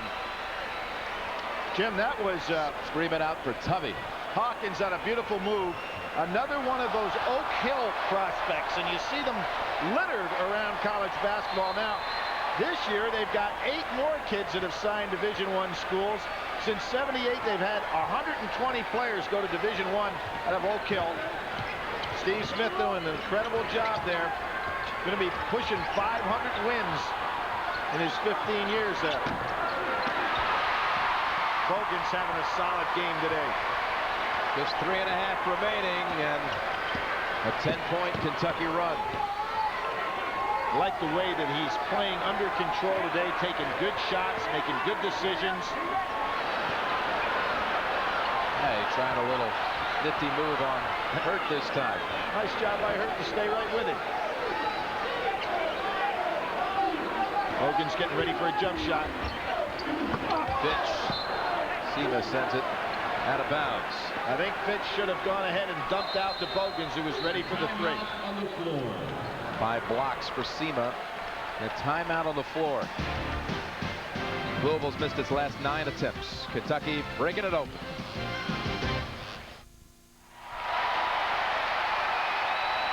The Duke Blue Devils today beating Steve Fisher's San Diego State team by 13. Jim, 2 of those 12 coaches have won national championships. That's right. Kansas, a really tough club. He was here as one of the all-time, well, the all-time free throw shooter at the University of Kentucky. He let us know that last night. There he is, the great Dan Chandler. The man Chandler. That's right. He played for Adolph Rupp. Mr. Rupp, the 1951 team. Said he was number 7. 3 for 3 from the foul line in his career makes him better than Kyle Macy, percentage-wise anyway. His father, of course, the great Happy Chandler, was one of the real legendary figures of not only baseball, but the state of Kentucky. Yep. My man. And who will ever forget when his dad, Happy Chandler, sang before Louisville, Kentucky games passed, "My old Kentucky home." And everybody in tears when he would finish. Bogans again with another outstanding shot and play. Another block by Bogans. He is really playing within himself today and showing what an outstanding performer he can be.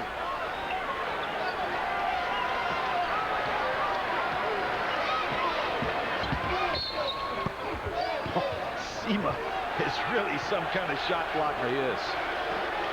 Tomorrow, beginning at noon Eastern, the playoff pecking order comes into focus on CBS Sports. It's a doubleheader day. Most of you will see Peyton Manning and the Colts try to slow down the St. Louis Rams. Game 2 of the doubleheader. Oakland Raiders battle the Denver Broncos. It all starts with the NFL today, 12 noon Eastern time. For more, go to NFL.com, America Online, keyword NFL.com. Hawkins again, good from the line. Sema and Prince having a little bit of a conversation in there. The young man from Paris, France, by way of Southern Idaho College, has made some travels in his basketball days. Plays hard.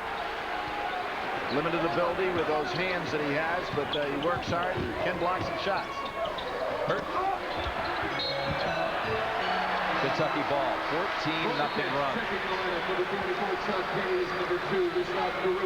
Interested to see how the crowd will handle the closing minutes of this. They've already started one rather large and loud Tubby chant. Now Bogan sits down, Fitch sits down, and you know, the Kentucky staff over there giving Bogan some special hugs, because last weekend against Indiana, he really looked like he emotionally was having some problems in the game. Today, we saw the man that can be a first-team All-SEC performer. Hawkins gets back on his feet to feed Prince. Tapped out to Hayes. Steps in, short on the 2, but they say a foul on Brown. Brown or Sema.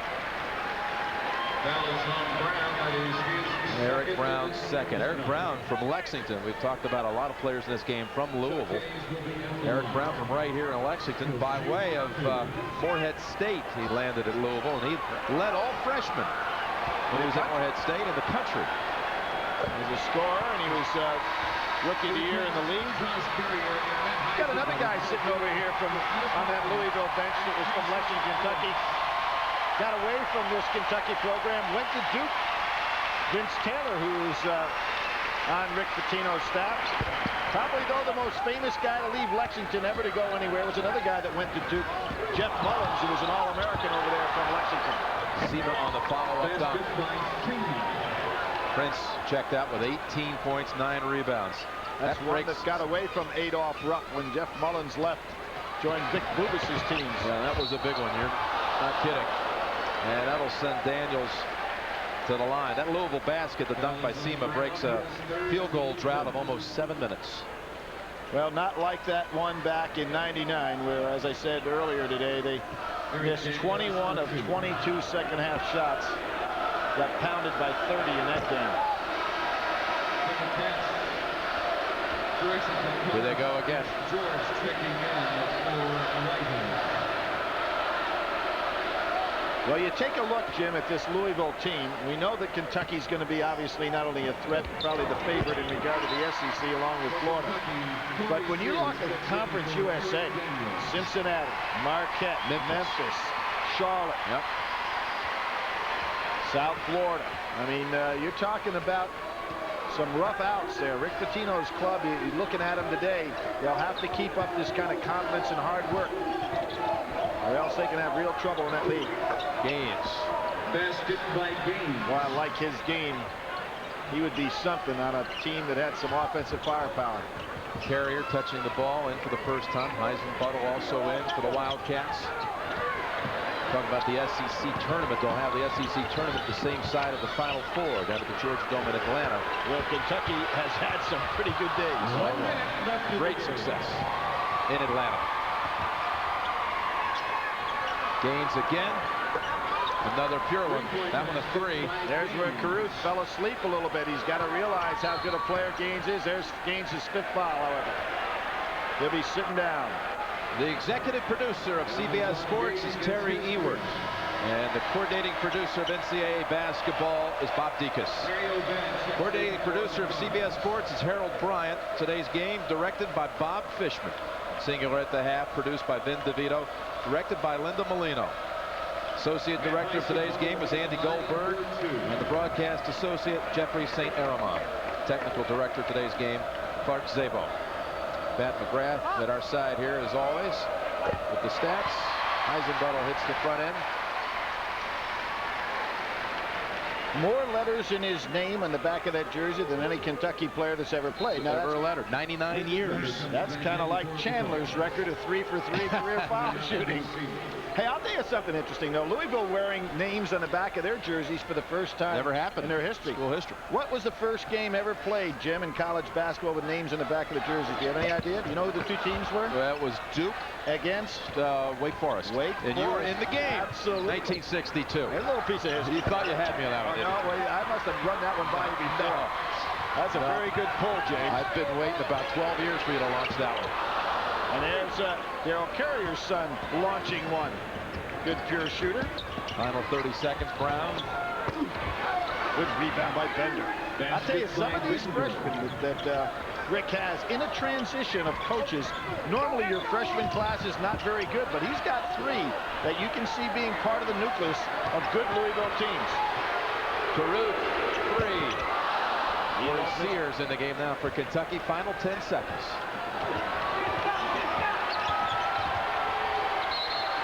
Oh, it goes. They'll head to the line for a three-point opportunity. Burt, who's got a lot to learn as to how to run a team from a point guard position, but again, like all the Louisville players, in excellent shape and play hard. Tubby, great support here. What a huge day it was for Tubby Smith, too. How about if it had gone in the other direction? No question. This is a tough place. Baruch will make the final margin 20, and that's the 7th time that Kentucky has beaten Louisville by 20 or more. 2 schools separated by 71 miles. Today, separated by 20 points. And a lot of talent. Tonight on CBS, don't miss Touched by an Angel and back-to-back episodes of Saturday's #1 drama, The District. Tonight on CBS, the Chevrolet most valuable players of the game. Bryant Northern, 10 points off the bench. Tayshaun Prince, 18 and 9, almost right on his averages. Chevrolet makes a contribution to each school's general scholarship fund to reward outstanding students for their academic achievements and to assist those in financial need. Billy, Happy New Year there, my man. Same to you, James. I look forward to it. Great working with you. Always a pleasure. Rick Pitino comes back to Rupp Arena, but the Wildcats send him back to Louisville with an 82-62 defeat. Jim Nance, Billy Packer, so long from Lexington, Kentucky. Watch complete post-game coverage of the Rumble at Rupp tonight after the game.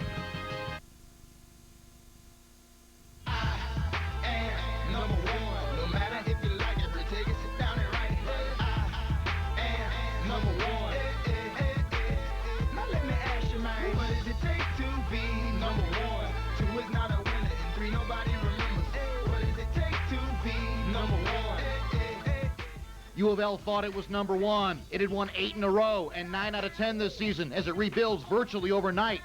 But UK thought it was #1. It had won 7 of 9 this season and is arguably the deepest and most talented team in the USA. What did it take to be #1 in Rick Pitino's first Lexington visit since the former Kentucky boss took the Louisville job? Find out now on The Rumble at Rupp.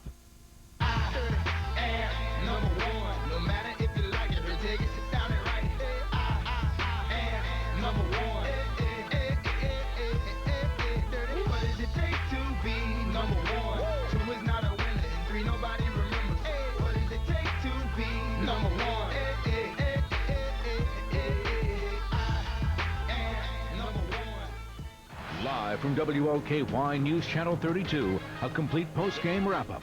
Rumble at Rupp, UK versus U of L.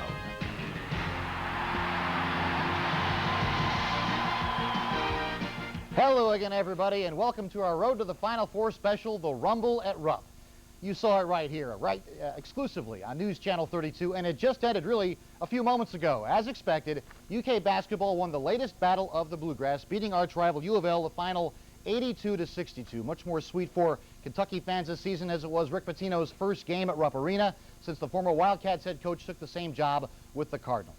In the next hour or so, we've got all the highlights, live interviews, expert analysis, the coaches, the players, the fans, and a whole lot more on the big game. Here's a look at what's coming up over the next 45 to 50 minutes or so. Coming up in 6 minutes, we're going to go live to Rupp Arena with a report on the role that the fans played in this latest edition of the Bluegrass Battle. Under ordinary circumstances, there's a fan frenzy, but the addition of Rick Pitino on the U of L bench heightened the anticipation and emotions for this year's game.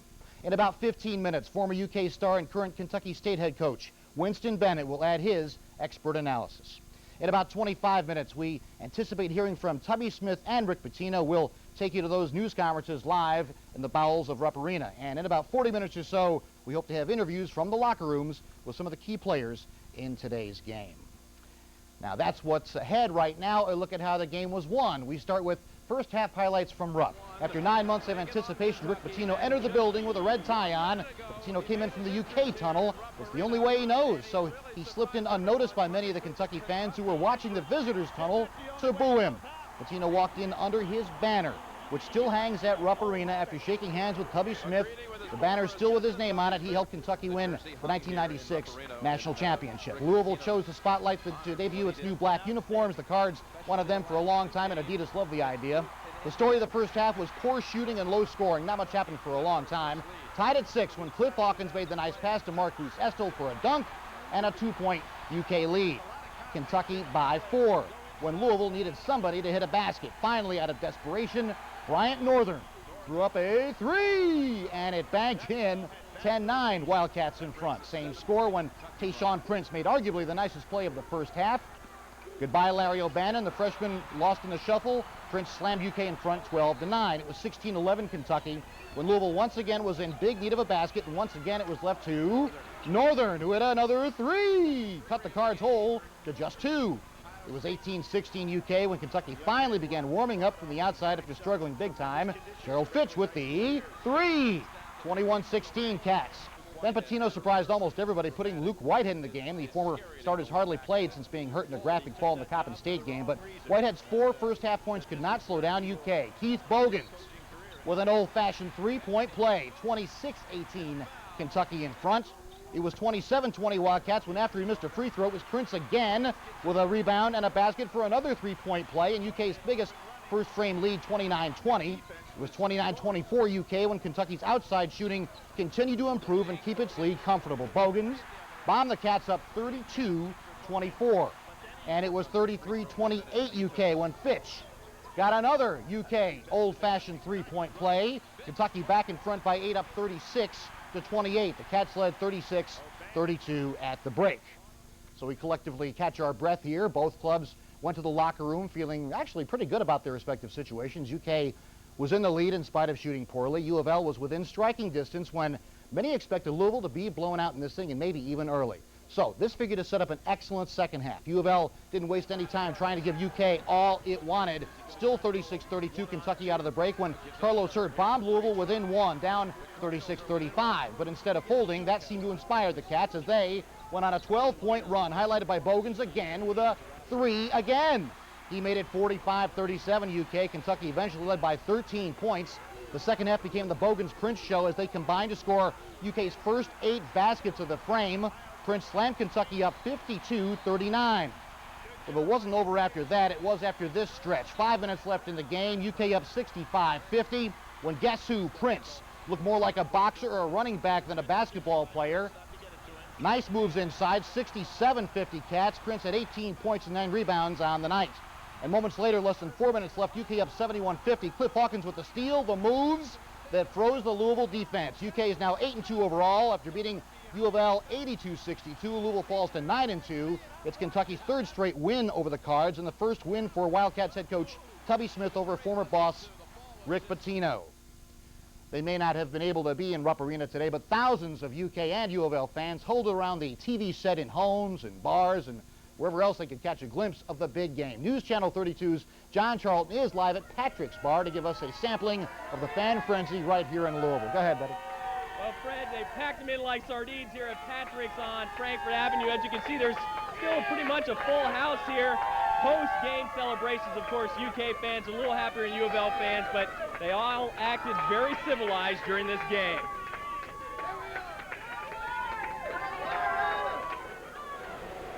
With free wings and a constant flow of beer, Patrick's on Frankfort Avenue was the next best place to be for the UK U of L showdown. I always enjoy this place. It's always got a lot of life in it when the games come on. I don't want to pay the price of the tickets, going with $500, $600, but I mean, I'll have just as much fun watching it here. The traffic coming back to Louisville will be horrible. I'm home, I'm having a few drinks, I'm comfortable with my friends, and that's the important thing. The rivalry always heated. It's unnatural for Cats and Birds to be within such close proximity of each other, but the law of the jungle remarkably didn't apply for this friendly game of hoops. You feel all right, comfortable here with UK fans so close? Is there anybody else here? No, it's great. It's very festive. It's a fun game, great game, as long as we win. I don't think they get out of hand. Nardi, the owner of the bar, he'll keep everything under control. But I don't think they get too rowdy, I'd say, but I hope it's a close game.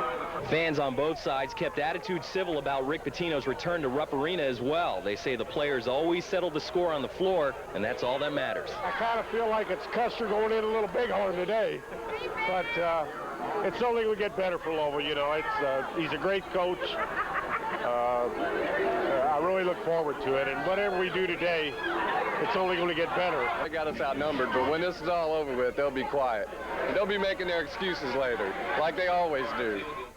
Well, nobody's quiet right now. Of course, UK winning 82-62, a 20-point win. It was close in the first half, so everybody here was excited on both sides, but of course UK pulled ahead in the second half, and all the fans here are looking forward to that next Rumble, that being at Freedom Hall next year. Reporting live at Patrick's, I'm John Charlton, WOKY News Channel 32. Thank you, John. If you can hear me with all the hubbub going on, our Dave Reynolds watched it all unfold in Lexington today. He joins us now live from courtside at Rupp Arena with his impressions on the game. Dave, take it away. Well, I'll tell you what, Fred, Keith Bogans just came out to be on UK's radio show, and with good reason. Bogan and Prince, UK's two big stars, the two big reasons why the Cats were able to handle U of L by 20. Let's go to the tape and we'll talk about some of the things they did well. First of all, Bogans finally got his stroke going. He's been struggling basically all year with his outside shooting, with Bogans today awfully strong, both shooting outside and taking the ball to the hole. Meanwhile, as far as Prince is concerned, well, what more can you say about the preseason All-American? He led the way today with 22 points, and really the big story for those two came early on in the second half. They scored 17 of UK's 18 points in a big stretch there. They went on a 12-0 run after U of L closed within one at 38-37. Really, the two big guys took over from down the stretch, and after that, it was all Kentucky.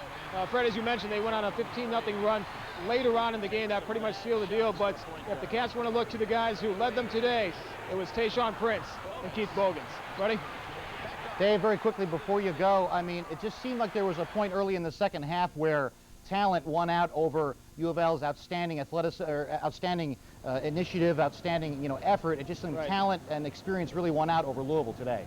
Yeah, I think so. I mean, as I mentioned, once Seaman got that basket to make it 38-37, then you kind of saw things start to change a little bit. UK started pounding the ball inside more. You saw U of L's interior defense slack off a little bit. You can just see the thing just kind of building and building. The crowd got into it, and after that, it was pretty much UK on cruise control, Freddie. All right, Dave, thanks very much. We hope to see you here later in the show. We're on for another 40 minutes or so stay with us right here on News Channel 32. Just ahead, as we continue our road to the Final Four special, the Rumble at Rupp, we'll break down some of the key stats from the game, plus we'll be joined by former UK star and current Kentucky State head coach Winston Bennett for some analysis on what tipped the scales in favor of UK today. As we go to break, here's a look at the overall record in the Bluegrass battle between UK and U of L. With today's win by Kentucky, Kentucky leads the overall series. UK an 82-62 winner over Louisville. Here's a live news conference with UK head coach Tubby Smith. And again, it's just a class program and class fans. The question was about Tubby getting a standing ovation and his name being chanted throughout the game by the fans.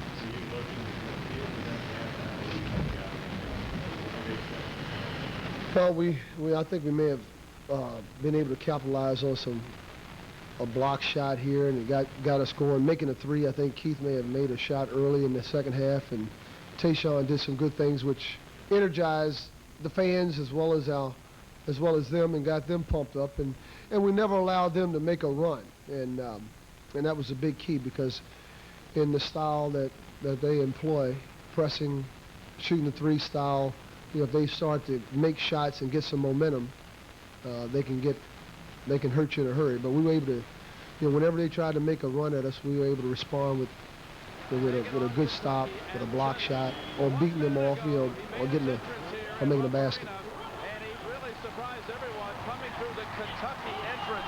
Jim, that's the only way he knows how. Besides that, we take what the press gives us, and they're going to, they certainly can't guard 5 guys with 4 people. So, and that's what happens sometimes when you put 2 guys on the ball. And we knew if we'd take care of the ball that we would be, because they score a lot of points off the turnovers.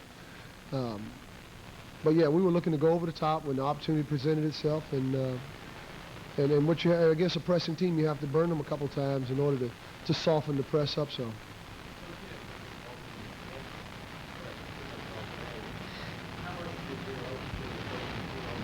Question was about Tubby's ability to dissect Pitino's system and how much time. Well, a lot, because Rick is one of the best, one of the premier coaches in the country in teaching the press and teaching the game of basketball. So yes, being a part of his staff, knowing how he would, his kids would be aggressive and attack, and you have to use that against them. By that I mean force them to double team. Now, to make two guys come guards and then reverse it quickly. We did a poor job in the first half of that, but in the second half we really did a good job of, when they come running at us, instead of Cliff trying to beat them off the dribble, to force the trap, reverse it quickly, then get it back and attack, and that's what we did a better job. So yeah, those things that I learned while I was with Rick were important.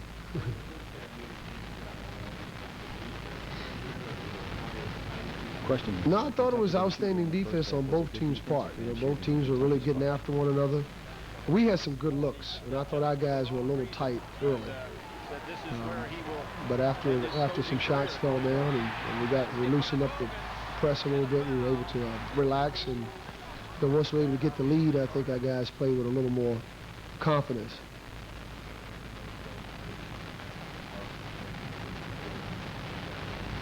But when you look at who we do not have, Jason in the post, Jason Parker not with us, and Marvin deciding, or us deciding to part ways.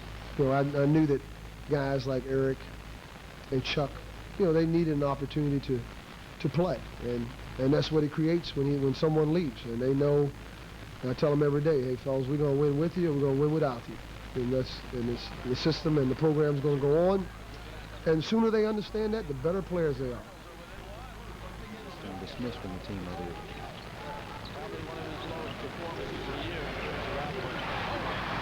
Yeah. Well, I thought a couple times he just, he has a tendency to try to pass across his body, but I thought overall he handled it pretty good. Sometimes he gets to want to be macho and take the whole team on, and you have to be real careful.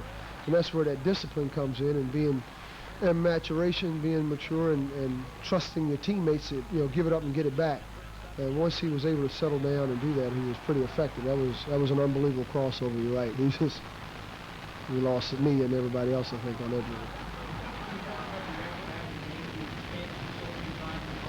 one. I think that question was already asked. Thank you. No, it was great. As I said before, it makes you feel awfully well. You know, when you hear Tubby, I'm focused on that, and I'll have to go back and listen to it again. I'll be honest with you. To appreciate it more during the middle of the game, I can't really appreciate it. I'll be honest with you. Huh? No, I think people, I don't know, love, hate, love. There's always, I know how much I love Kentucky, and I feel like it's, I think the feelings are mutual when you have a program. But Kentucky and Kentuckians in the Commonwealth, they appreciate good basketball. They appreciate the teaching, I think, that we do, and the discipline and that we have, and the style of play. We play a style that's pretty aggressive. We still attack.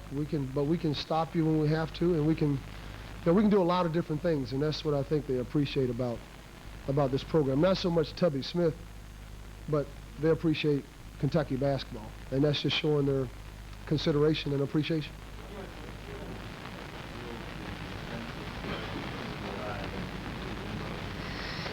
Well, that's exactly what we've been looking for. All right, we've been watching Tubby Smith live at his post-game news conference in the bowels of Rupp Arena.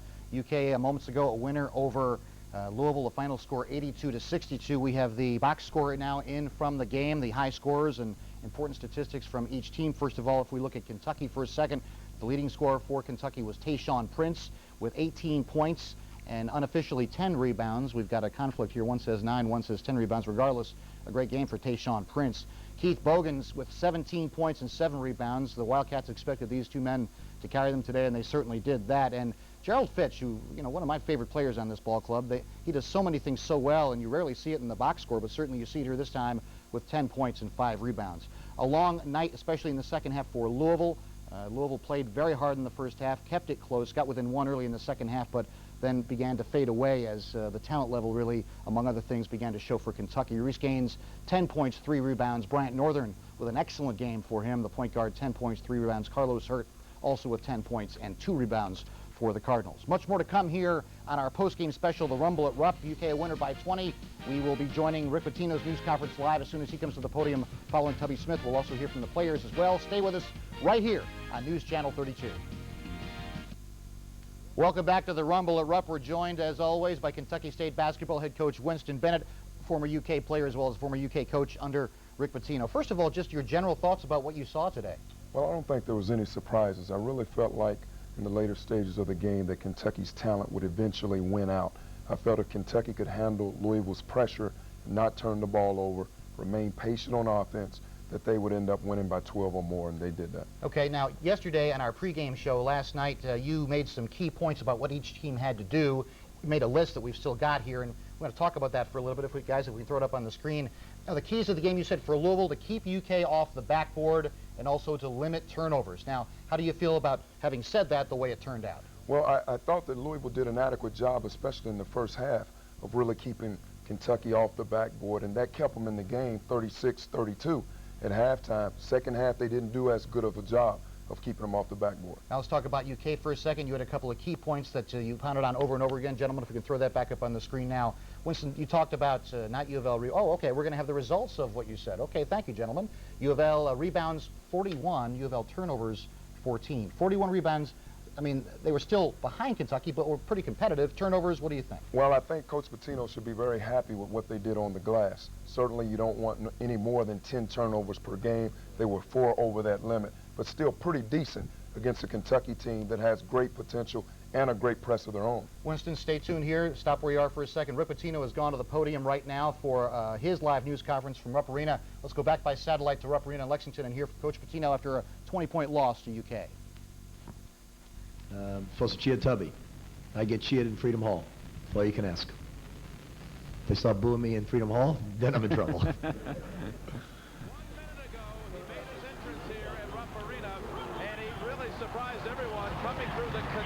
They did. They did a very good job, a very good defensive team, but we did a very poor job of screening and creating ball movement. We went way too much to the pick and roll, and that's a bailout to pressure. And you got to create motion, but again, I think our team will learn from that and grow from it.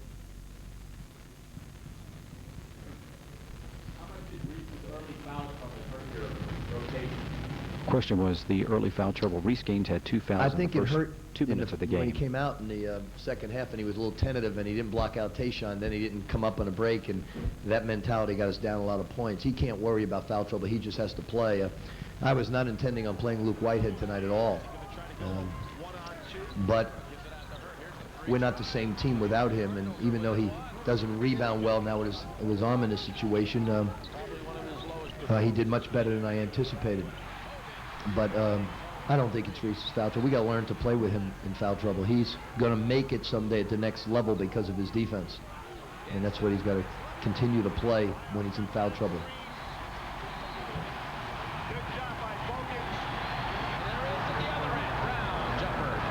The question was, well, team, unfortunately, who were trying to press a team that's taller it's really than they something are. that shouldn't happen, especially when you don't have a guy on the ball. Carlos is just having a very difficult time learning that you're not supposed to front the man. You're supposed to side the man, and vision of the basketball is the key. And what they did a good job of is they would pass it in, and Carlos would still be in a frontal, and the ball would be opposite, and they'd throw it over top. But to tell you the truth, that was only about 4 points in the game. So that really wasn't a factor. What was more of a factor was their ability to go back door, find the open men. Their experience got to us. So that really wasn't a factor as much. Sometimes it sticks out like a dunk sticks out.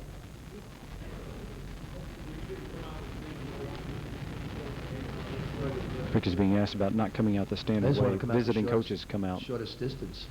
And again, Pat, I wasn't really thinking too much about timing my walk. The fans were expecting Rick to come out on one end of the arena. He ended up coming out on the other end of the arena, and it kind of took some of the fans off guard. Joseph played tenacious defense. Question about Joseph Seema. He's given us everything he has. I think if Ellis can get to that level of intensity, I think Ellis will be a much better basketball player, because he's been struggling a little bit of late, primarily because Joseph is at a different level intensity-wise, and he's got more spring and more hop. But, you know, I like these guys. They're a good group to coach. very inexperienced, very young. They give me everything they can. Their attitude's great. They're very compassionate. They feel for you know, it's a wonderful group to be a coach of. You know, I know they in their mindset felt bad for me. I thought that's the most ridiculous thing. This is not the mindset at all. So I love their compassion. I love their attitude. I love the way they think. They're a fun group to coach. Fun being around young people like this. Rick asked if he's glad this game's over. You know, so much I hype know you're not surrounding his going to believe return. this is stupid for me to even say it, but I never thought about it until after the Eastern Kentucky game. My son came in like a little kid laughing hysterically. He said, "Dad, I wish Mom was here." They had a sign saying, "We never liked you either, Joanne." And he said, "I wish I could have had that sign to bring back to her." And I think that's the way you have to take it all, good-natured jest. I mean, some of the comments tonight, some people may deem cruel and ridiculous, and we laughed and we thought they were funny and hysterical. And that's what entertainment in college basketball is all about, is you have to be able to laugh, you have to have some fun. When I go home tonight, my house will not be haunted, I can assure you that. Life will go on in the world of entertainment and sports.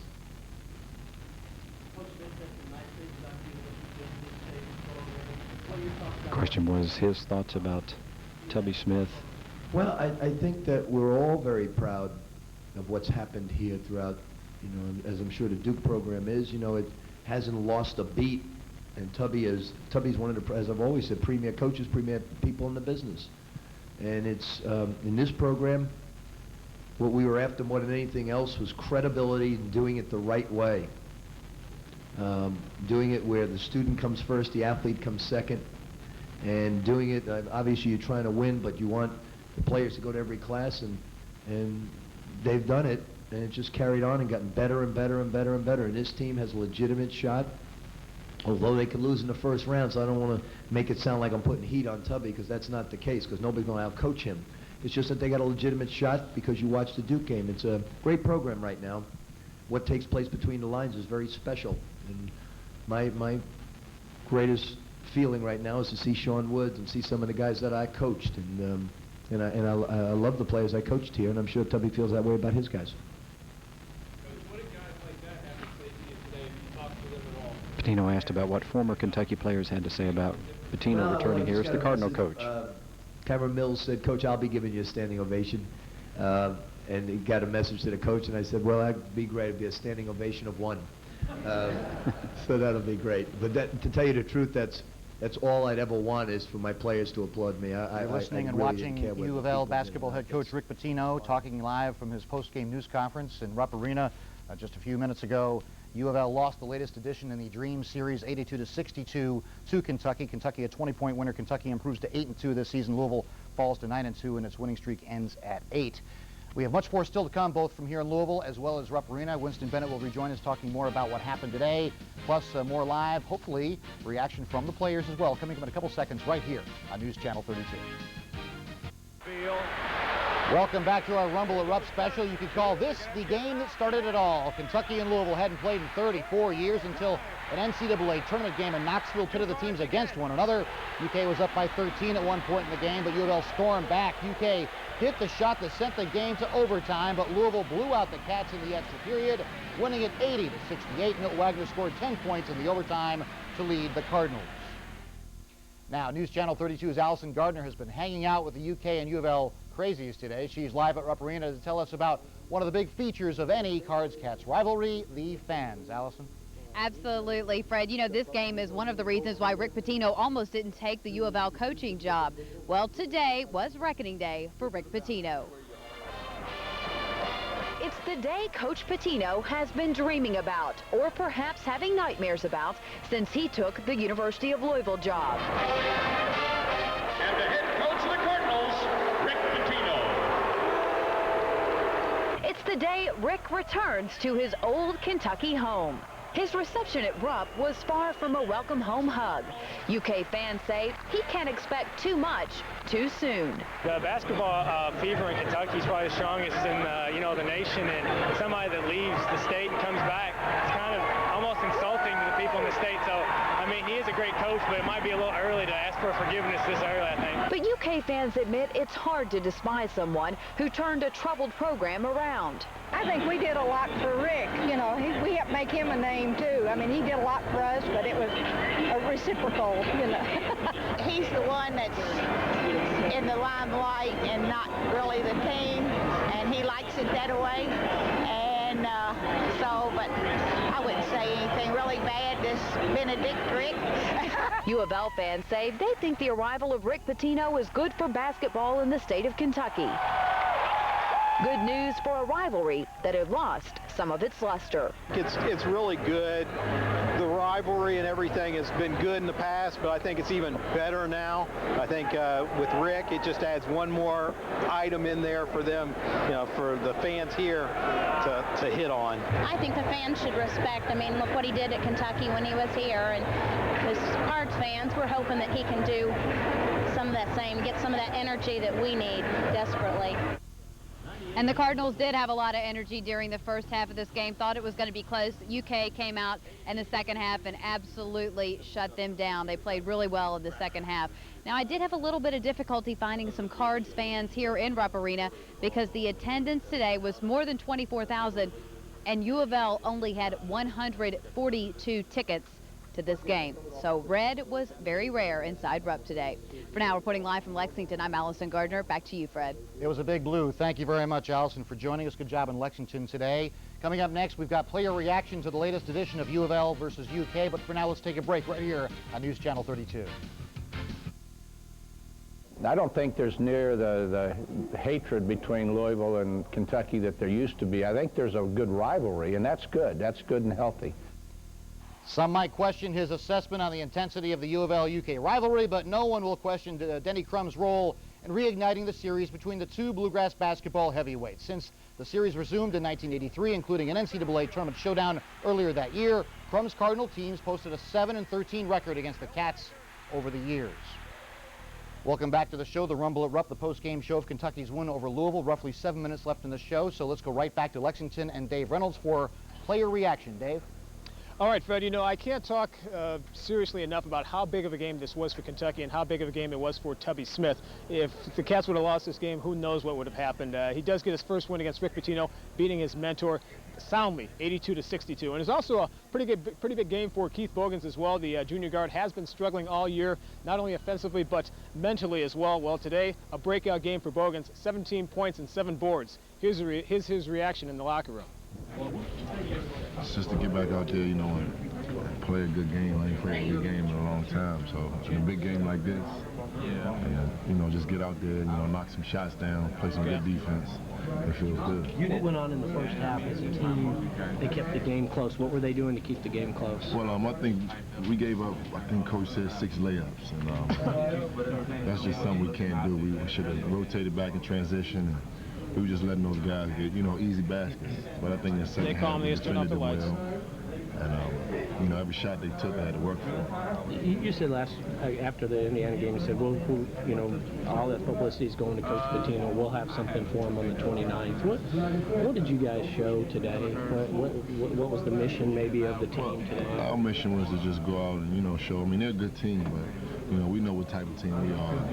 We just wanted to go out and show Louisville, you know, what type of team we was, and the hype about Pitino. I mean, maybe it'll happen in a couple of years, but not this year. That's all we want to show. So you think there's a little hype surrounding this? Yeah, it was a whole lot of hype. I mean, just, you know, the fact that he coached here, you know, the fans were very upset, but, I mean, I think a lot of focus was lost on really the game. It was more on Pitino, so.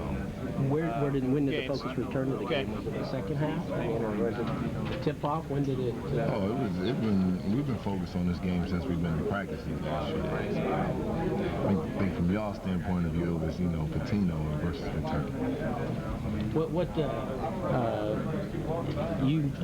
You banked one in at the shot clock buzzer. Come back to me after this. Steals the ball, puts on a show. It was almost like you guys were kind of putting on a show, it seemed like, the last 5 minutes when we had the game in hand. I just think that we just continued to play hard. I don't think we put on a show. I think if we would have been out there hot dog and playing around, Coach would have snatched us out of the game. I just think it was just that we just continued to keep playing. Did you see Cliff's move? Oh, yeah, I seen it. I mean, I don't think that he was hot dog, and it was just a good crossover, and he went past him. And what about your shot? Do you know, like, were they yelling the shot clock? Oh, we knew it was a shot clock. We were trying to get the ball inside, but if we couldn't get it out, get it inside, he told us to get it out, and I was the open receiver and attack the basket, and I got it. But when I spun back, I just saw the guy right there. I knew it was only like 1 or 2 seconds left on the clock. When a shot like that goes in, is it kind of your day, maybe? Yeah, I think. Mike, let's come back to me here. It was my day, because I thought I got fouled. I just released the ball. I didn't really see where the ball went. But the whistle didn't blow, and I just seen the ball come to the rim. All right, we've been listening to Keith Bogans talking about the game this afternoon. Kentucky a 20-point winner over Louisville. Obviously a decisive effort. Keith Bogans and Tayshaun Prince both huge in that effort for the Wildcats. We still have, actually, I'm told now, about 14 more minutes. So coming up next, we're going to take a break. We're going to rejoin Winston Bennett. He's going to give us his analysis of the game, break it down for us right here on the Rumble at Rupp. Stay right there, please. Winston Bennett rejoins us now, the Kentucky State basketball head coach. Now, Winston, the last time you and I talked, Rick Pitino had the audacity to have his news conference live right down there, so we had to stop for a second. So let's kind of review where we were and then move ahead. You talked about in our pregame show last night some keys for both clubs and then what happened. So we'll show what happened anyway. First of all, for Louisville last night, you mentioned there were 2 keys for Louisville. Keep UK off the backboard and limit turnovers. And here is how it happened today. If we can advance to the next screen, we'll see that, no, not that screen, guys. Let's see what happened for Louisville, the results of the statistics of the rebounds and the press. The bottom line is U of L rebounded well, but was still a little bit short of UK. Well, U of L had 41 rebounds, which was extremely good, and they only had 14 turnovers. That's not an excessive amount. I think the thing that really hurt them was the fact that Kentucky came out, played great half-court defense, and didn't really allow Louisville to shoot up high percentage from the field. They only shoot 36% from the field, 21% from the three-point line. You can't win doing that. Now let's take a look at the keys for Kentucky. We got a sneak peek there a couple of seconds ago. Let's look at them again. Talk about the keys for Kentucky to win this game. You mentioned last night, watch the U of L press. Obviously, the Pitino press is a key to getting some offensive shots. Also for Louisville to take great shots. Louisville shot well in the first half, but began to sort of deteriorate as time went on, and obviously towards the end really wasn't shooting the ball well at all. Kentucky did a wonderful job on both of those bullet points. They really protected the ball against Louisville's high pressure. They got the ball to the right people at the right time, and I think Tayshaun Prince does an excellent job of that by him being 6'9", able to bring the ball down against the opposing team's power forward, gives Kentucky an advantage. And then they did a great job again on the offensive glass. Let's take a look at the first half highlights again and kind of review your thoughts on the game as it progressed. First of all, Rick Pitino back in the house. Well, Coach Pitino kind of snookered him a little bit. He came out at the opposite end. It's actually the end that he always came out of when he was the coach there, so he figured he wouldn't do anything different. An old habit, and then of course he greets Tubby Smith right away. He does. They're greatest of friends. You know, this is a big ball game, but still they're very amenable to each other and they love each other. What do you think of the U of L black uniforms? I thought they were great. You know, I think you have to change with the times, and Louisville did that this year with the black uniforms, and they lengthened the shorts. A sign of the times. You kidded me about the shorts that we used to wear when I played at Kentucky. So this is great. Early in the game, Marquise Estel and others. Now, it was a back-and-forth game early. Louisville didn't shoot a lot of shots early, but when it did, some things went really well. Bryant Northern banking it off the glass was one example. Well, he really played the pick and roll extremely well in the early portion of the game, and he got that 3. And then conversely, Kentucky comes down and Tayshaun drives baseline, but a lack of rotation from Louisville defensively.